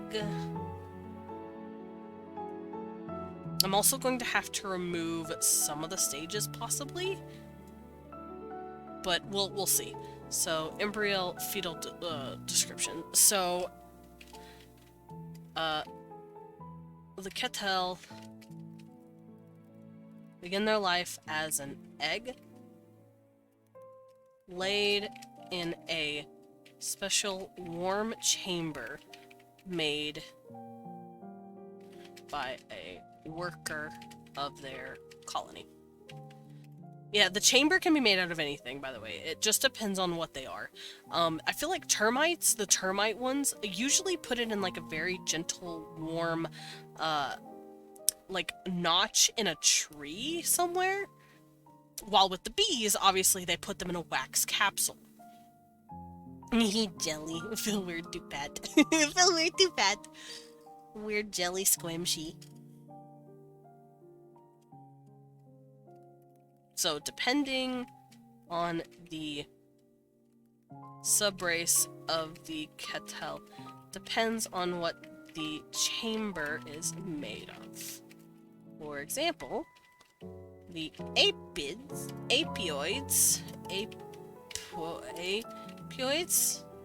I don't know how I spelled it.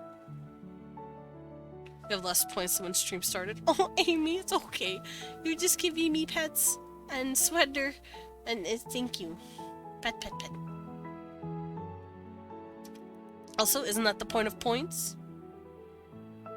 To pet the good bat and put him in his sweater?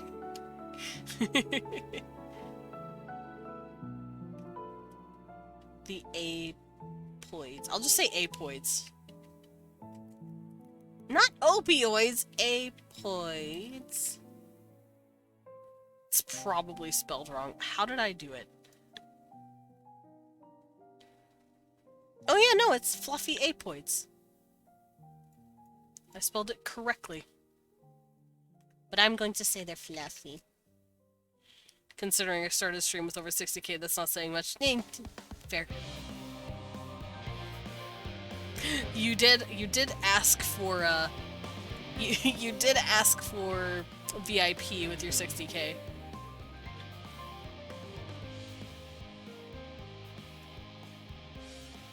Alright, I can close out some of these because I don't need them.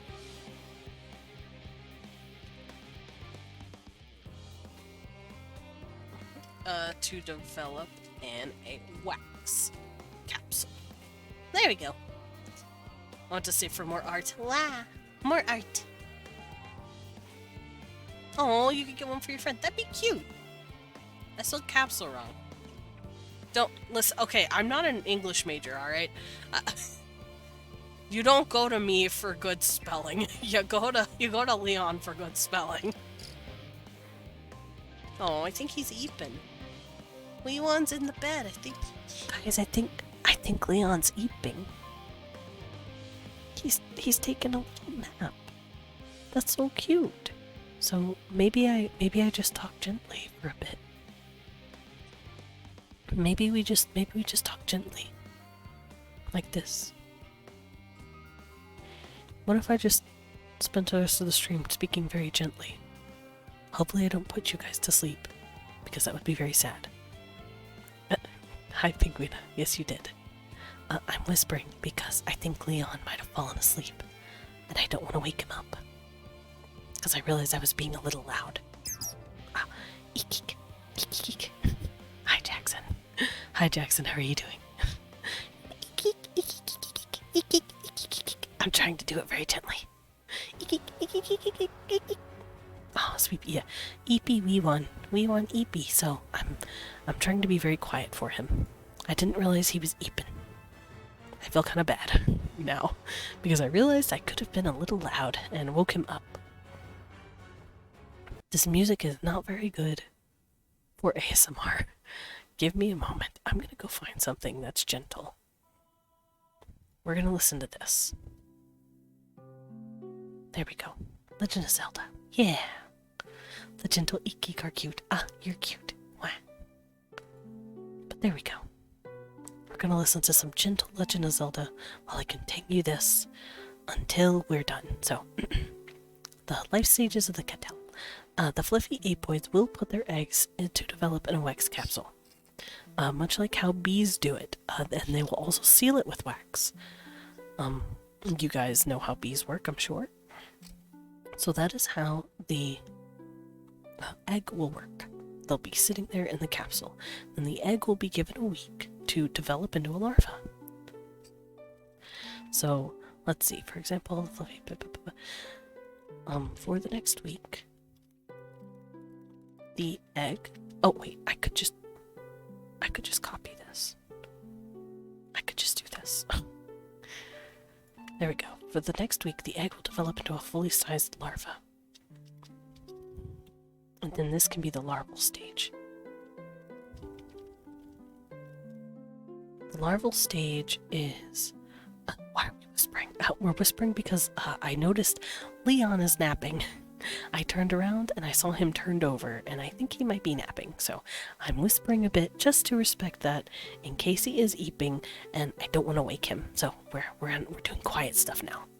We're using our indoor voices. Hopefully I'm not like popping into the mic, because I know if my mic is too close to my mouth, I will pop into it and I will breathe on it a little. Yeah, we want nappy, so we're being a little quiet. Alright, so the larval stage takes place over the course of about 5 weeks, in which maybe, yes, hugs and hearts. So the larval stage lasts roughly up to 5 weeks, and during this period, the larva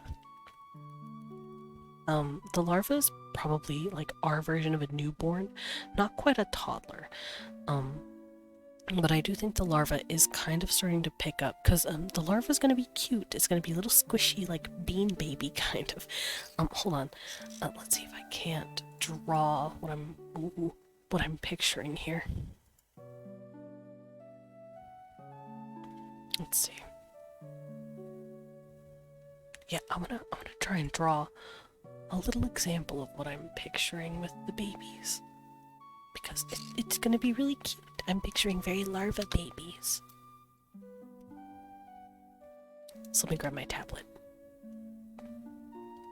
So, as you all know, larvae are these just oblong, cute little white things. Oh no, where's my glove? Oh, here's my glove. I found my glove, don't worry. I found it, it's fine.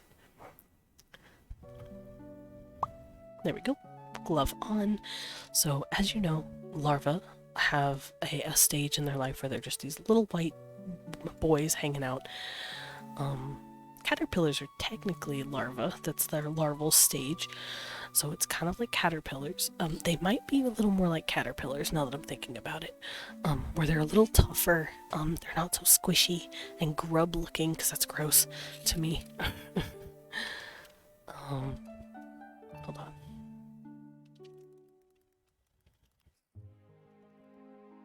Let me see if I can't find a good example of what I'm thinking of here.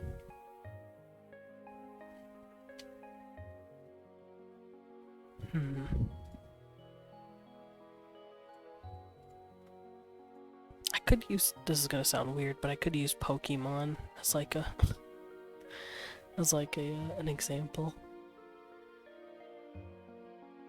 Because Pokemon is always a pretty good example for some insects.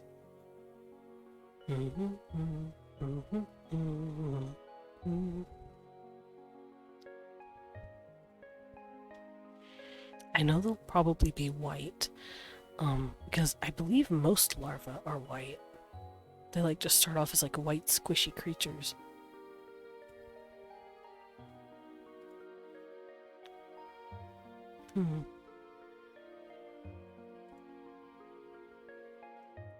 I hate when my tablets don't load. It makes me so sad.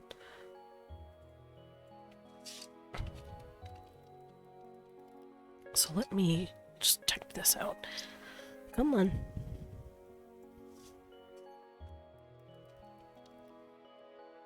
Oh, right, because the name is different. What do I call this?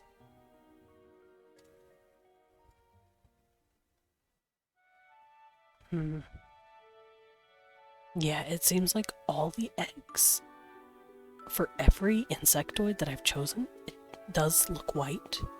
So yeah, we're gonna have them look all pretty and cute and white. And they're gonna be extremely squishy. Very squishy. But not to a painful degree. I don't want them to be hurt. If that makes sense.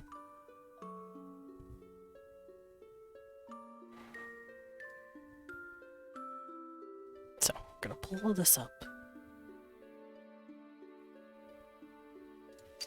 Oh, jeez.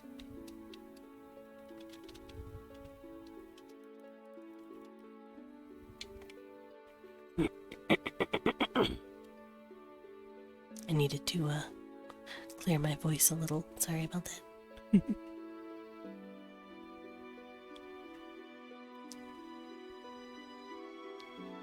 Let's see.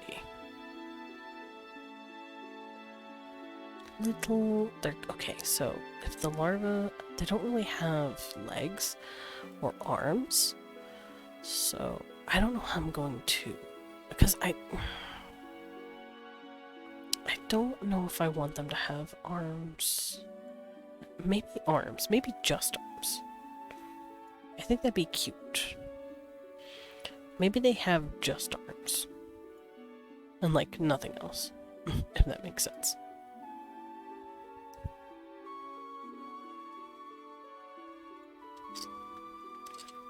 So I know they're gonna have very squishy faces, very cute. Because the larvae don't really have eyes, they don't really have anything. They're just like giant versions of an egg, or like a worm. Oh, I spelled bee larva wrong. Oh, wow, I'm stupid. Yeah, they're just like a little white grub.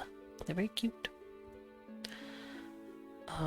And then they start to get their shape. So, oh, they look like a kakuna. That's right, they look like a kakuna almost. So I could design them after a kakuna, kind of. Oh, ow! Hi, Blippi. Thank you for the beanie. We're whispering right now because Leon's asleep, so I'm trying to be quiet and gentle, so I don't wake him while I look at bees and bee larvae. Yeah, they have to have mom. What? What? Screaming. What? Yeah, okay. Whispers. Oh, they do have little hands. They do have little arms. Okay, okay. Larvae have arms. Larvae have arms, and larvae have a little mouth. I did not know that. Well, at least this one does. That's really cute. Okay, so I know I'm gonna do this. Yeah, they have 6 little arms. That's so cute. So I know I'm gonna do this. Let me pull up. That's just this thing. I'll leave that alone. Okay. I'm gonna draw the little babies. So the eggs themselves just look like this. This is what it starts out. It's like these little, like a little bean. And it's got like gentle layers. So this is the egg. Egg stage. And then larval stage. I want them to look more sentient than the regular kind of larval stages. I have an idea. Let's move these over here, actually. Make it easier on me. There we go. So I want the babies to have grown out. Scoot this down. Make the egg a little bigger.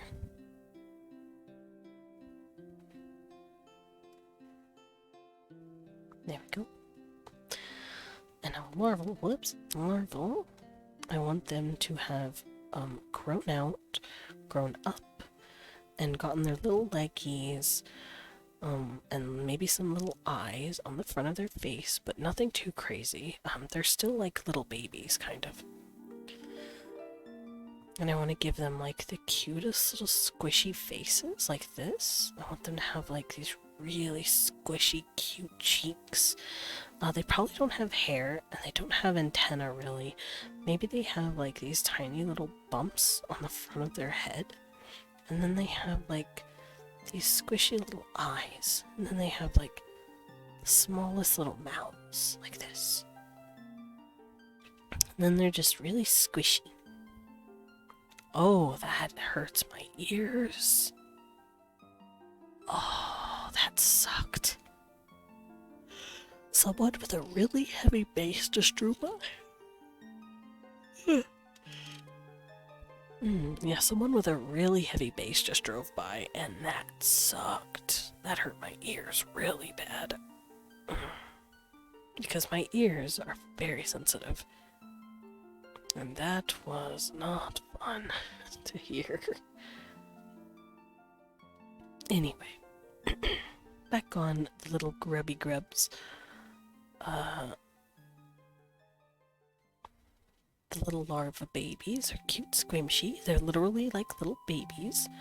They have a lot more sentience than what we would think grubs do, like just in general.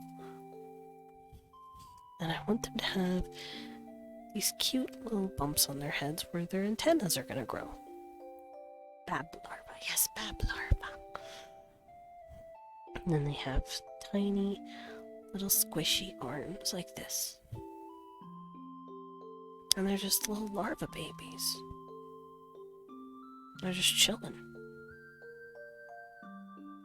And then they're just like squishy.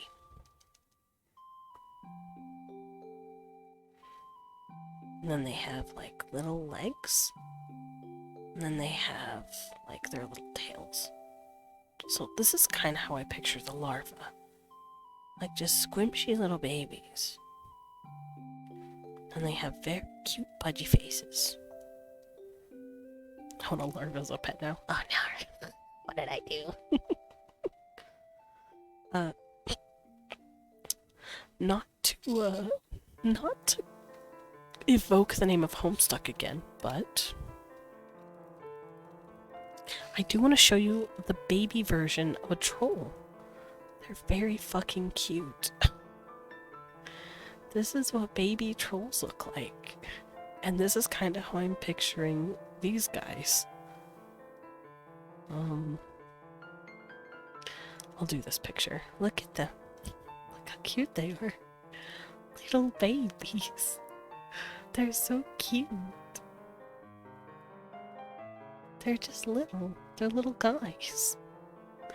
I love them. See, look at them. Look at this little guy. Homestuck troll baby. Tiny cute. So, yeah. There are a lot of people that are obsessed with the baby versions of the trolls because they're just really fucking cute. They're just squishy little guys. Like, look at him. Look at him.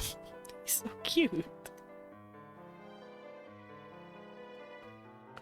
So I'm kind of picturing that. Maybe not their blood colors, because their colors are like their actual blood colors. Which is why this guy's purple. His blood color is purple, but like, my guys don't do that. They don't have like different blood colors, so I don't have to worry about that. But yeah, just enjoy the babies. They're very cute. Oh, I'm sorry. Okay, one more. I have to show you this. So freaking cute. He no like you, lemon. He no like the lemon. It's very sour. They tend to draw this character a lot as a baby. I don't know why. I don't understand it. I don't ask either.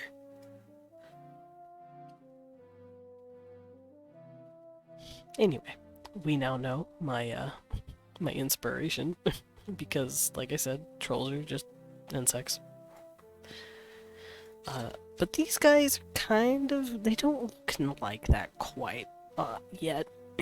Maybe they have some hair though. Maybe they have a bit of hair because I like the hair. The hair's really cute.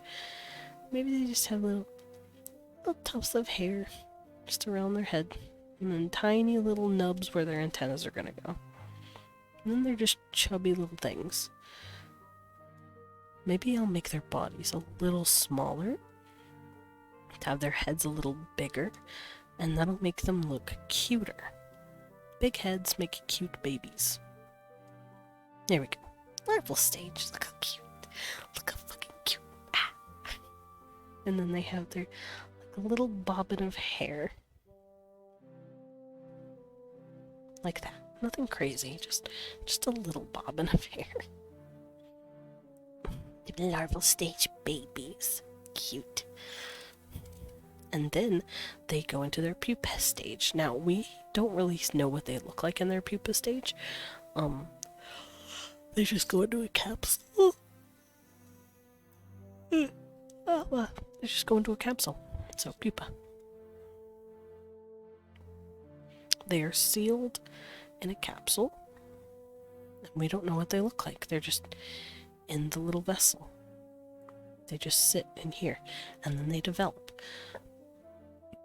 Now, I know how the bees develop, because we have pictures of them of how their body segments into a fully fledged adult. It's actually really fucking cool to look at.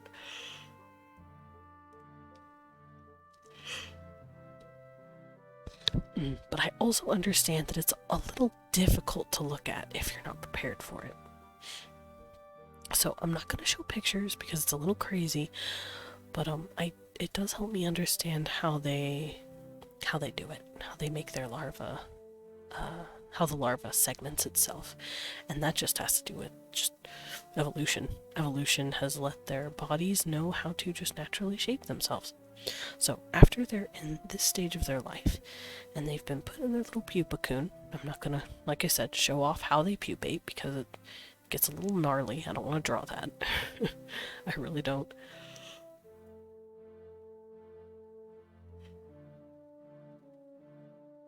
Picture it looking kind of like a cocoona, I guess. That's the best way to describe it.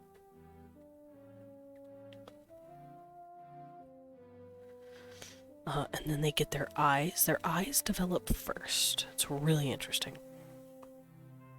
And then they segment out. They get their abdomen, they get their legs, they get their wings. And then they pop out a fully fledged adult. So we're going to go back to the cattell. So the larval stage lasts roughly up to 5 weeks. So they stay this way for about 5 weeks. They're about a month and a half at most. And during this period, the larvae are raised and fed nutrients by the workers. So the larval stage lasts up to 5 weeks, and during this period, the larvae are raised and fed nutrients by the workers. This is when they probably learn, like, critical stuff, like maybe basic speech, because they're at a very vulnerable state. This is a critical learning time for them, and it is when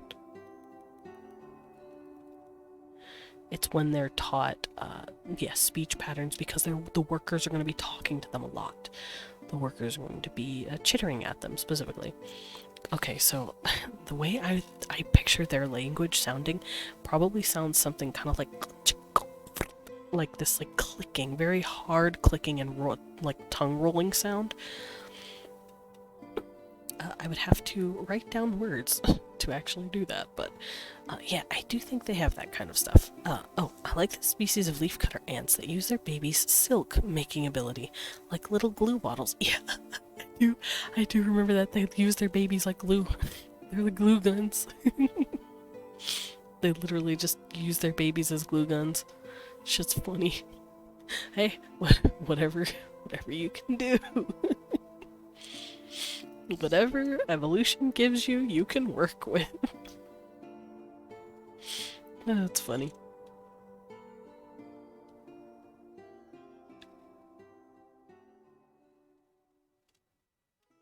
Alright, so egg, larval, pupa, and then, I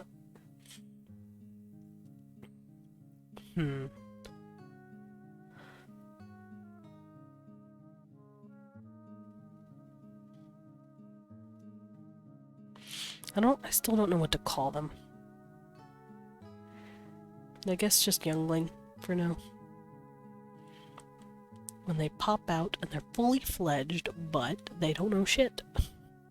They only really know how to speak in sentences that they've heard through their 6 weeks of being alive, and then the other 6 weeks of hearing workers while they pupate. So this is them when they've been born, they're hanging out, and they're like, hi, I'm a person now, yeah. Kind of.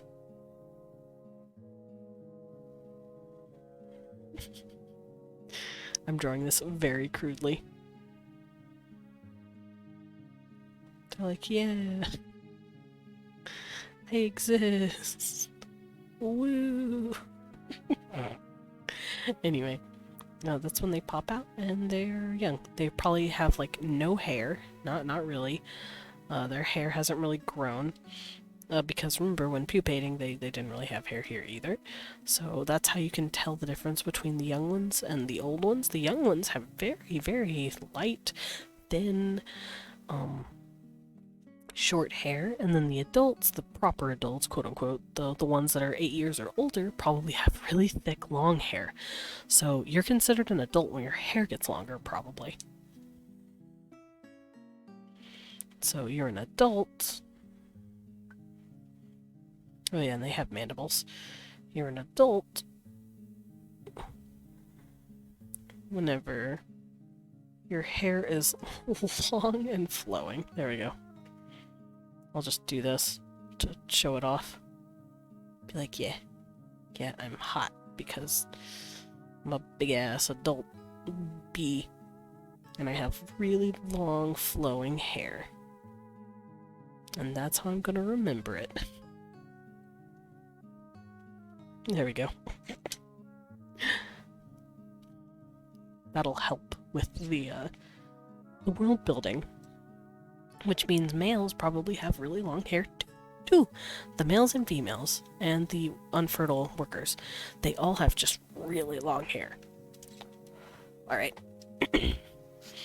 Also, the younglings probably are still just a little tiny and they need to get bigger. Bug people, yes, bug people.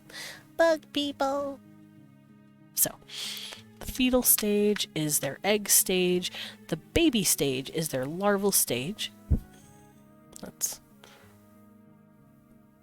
Actually, I have an idea. Let's pull it up right here so we can see what I'm doing. And I'm gonna do this.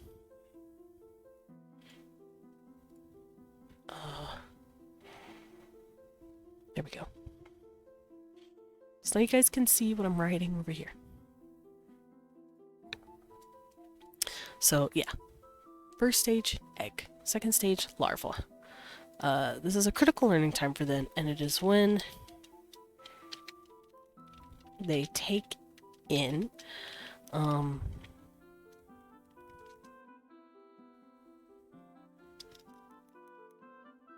this is a critical learning time for them, and it's when they take in their language. Some social cues that they will need when they are finished pupating.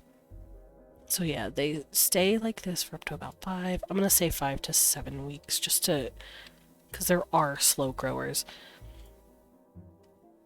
My brain is starting to think of Sparta, Dante's dad from New Devil May Cry, because he was a demon bug man. Whoa. Now I want to look at him.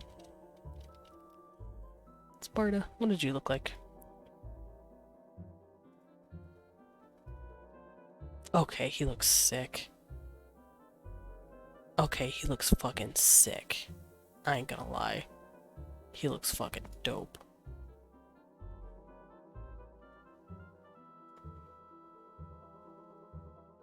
Yeah, Sparta. He looks so cool. Alright, I'm gonna leave that alone. I'm gonna keep working on the bees.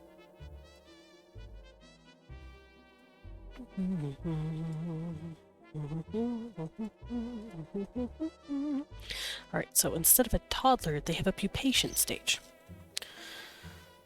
Your pupation stage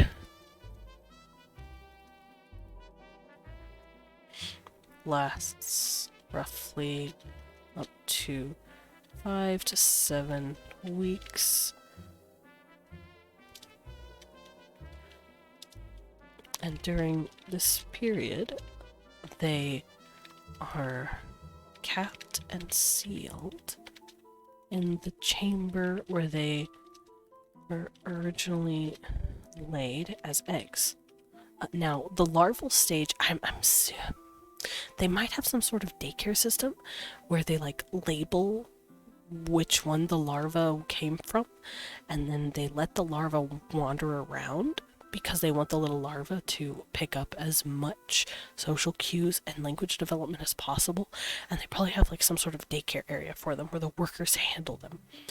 And then once they notice they start stiffening up, I feel like, let's see, the first signs of pupation are when they start to stiffen and can no longer move. So whenever they start to pupate, the workers go, oh shit, and take the little one and put them back in their chamber, and then they cap them completely. Interesting that when interesting that when Kamiya left Capcom to make Platinum Games Bayonetta, that he made Bayonetta get her powers from a demon called Madame Butterfly. Yeah. Yeah. Yeah, sounds about right. Bayonetta is just the drag queen version of Dante. Devil May Cry. Okay, I get it. Bayonetta is supposed to... She seems like a sexy, hot, male gaze and all that. But I know way too many gay people that are just like, yes, bitch. And she's very camp.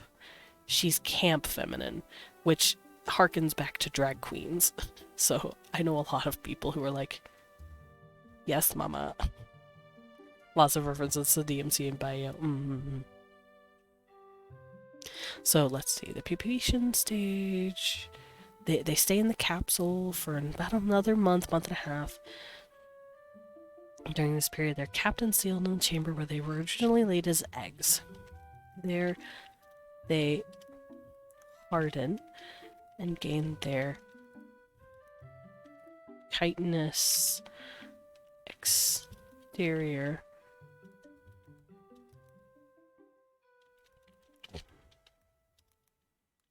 The cartilage in their internals hardens into bone, and they gain their body structure for adulthood. Alright, so, yeah. They even suggest Dante's mom was an Umber witch that had a contract with Sparta. Ooh. Wait, wasn't she an angel? Or was that a later change? I thought she was an angel. No, that's reboot. Oh, got it. Okay. Yeah, I didn't know. I didn't know if it was reboot or not. But yeah, that's the pupation. Now, technically teen, is when they're just hatched, but they still don't know anything and they need to learn something. It's when they get their assignments. It's when they start... Reboot Steamkey. It's Steamkey. Yeah, all I know is really the reboot. It's the one I saw be played. So, I'm not really a Devil May Cry player, if that is any indication. I love the baby larva I drew. Sorry, it's just really cute. I'm just looking at it like, look at the baby squishy. Cute. Here, I will save this. Because I don't want it to break. So, a little baby, a cute little squishy baby.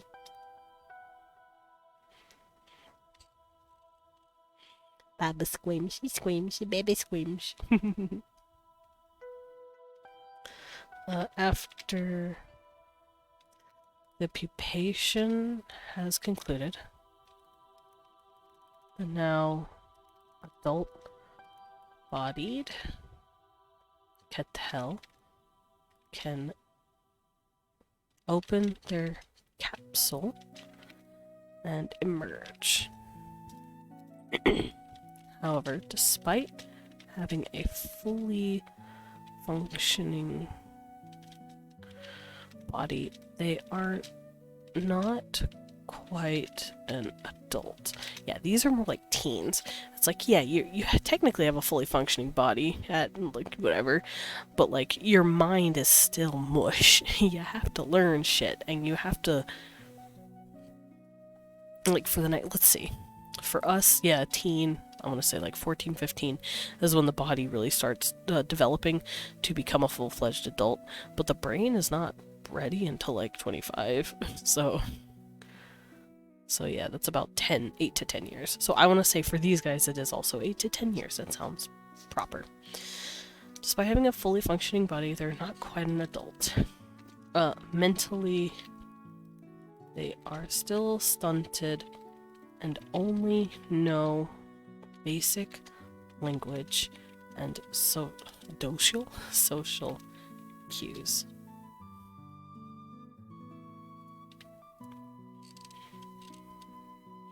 For the next 8 years, they will grow and mature. There we go. And then an adult.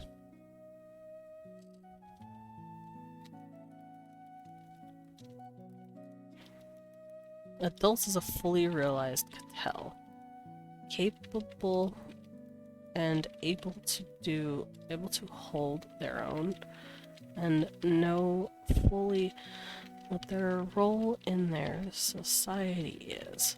They've finished their apprenticeship in whatever they have learned, and now contribute to their colony. There we go. Oh, hair, that's right. They are signified by their short, wispy black, not black, some of them have white hair, that's right. The adults.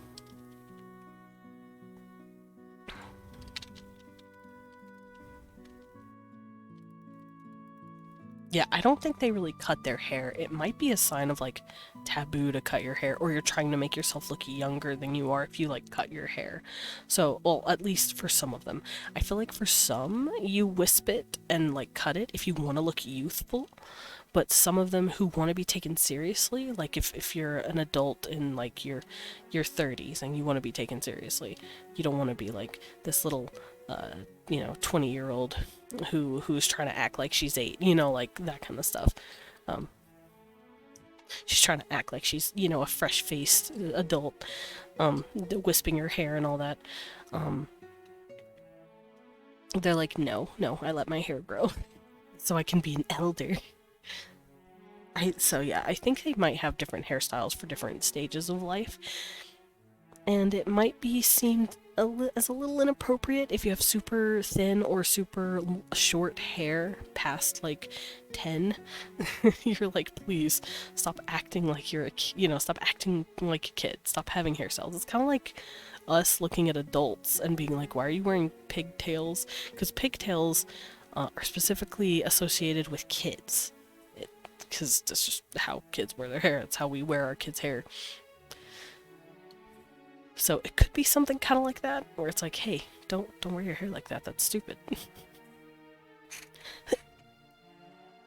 Let me get in my chair.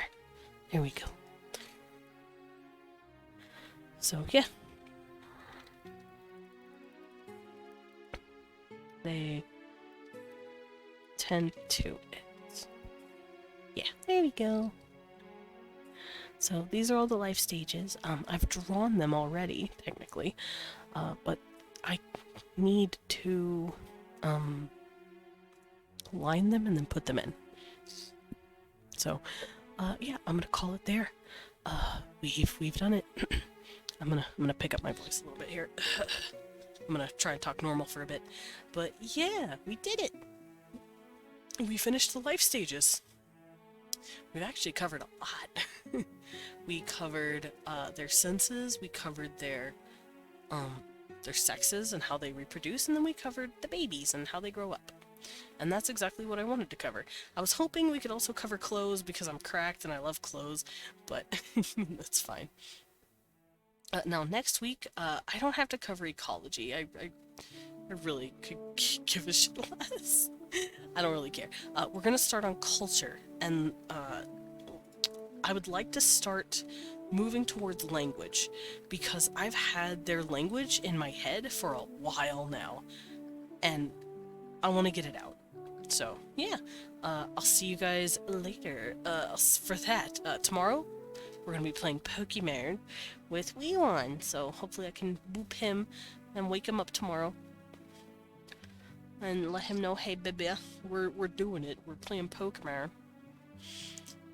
But yeah, did I put you guys to sleep? did wake up, everybody, wake up. ASMR is over. Wake up. I hope I didn't put you guys to sleep with that. Oh no. Is everyone sleepy? Sleepy. Did I put you guys to sleep? Good morning. EP chat. I put everyone to sleep. Good morning, everybody. How you doing? Good morning. We're done. I didn't mean to put you all to sleep. Like 6 of you. Huh? What's up? Oh. Cuties. We're about to raid, guys. 69 point. Nice. Morning. Again, I just did this. Good morning, Barian. Yeah, I did not mean to put you guys to sleep. I am sorry. Anyway, we're raiding. Who wants to go watch a cute cat boy? Because I have spotted one. We've raided him plenty of times, but I haven't gotten to raid him in a while. It makes me sad. So we're gonna raid him. Yeah! His name is Blue, and we know Blue. He's a sweetheart. We're gonna raid him. Because I haven't seen him stream in a while. So, no, Blue VTuber. It's not Deep Blue. Deep Blue is, they're not streaming. I got to nerd about DMC and everyone was asleep, so nobody stopped me. Amy, I wouldn't want anyone to stop you. You're cool. Alright, so grab that. Let Blue know that it is tea time. However, if you do not have my emotes, you can grab this instead. Wow, I'm a little sleepy myself now. What did you guys do to me? But, there you go. Copy your raid messages and get ready to drop in on the cutie. He's a little, like, royal British cat, and he's like a little prince from space. He's so fucking cute. He's playing Papers, Please. So it's not quite art or not quite world building. I don't know anyone that does world building. I don't know if that's a good or a bad thing. Cause, like, it's fun world building, but, like, I don't have anyone to raid who also world builds to, like, keep the world building train going. It's kind of sad, but yeah, British, he's very cute. He's a very cute boy. But I'll see you guys tomorrow. We're gonna be playing Pokemon! Wah! For Thursday and Friday. And then, you know, all that good stuff. So I'll see you then. Wah! Goodbye! Wah!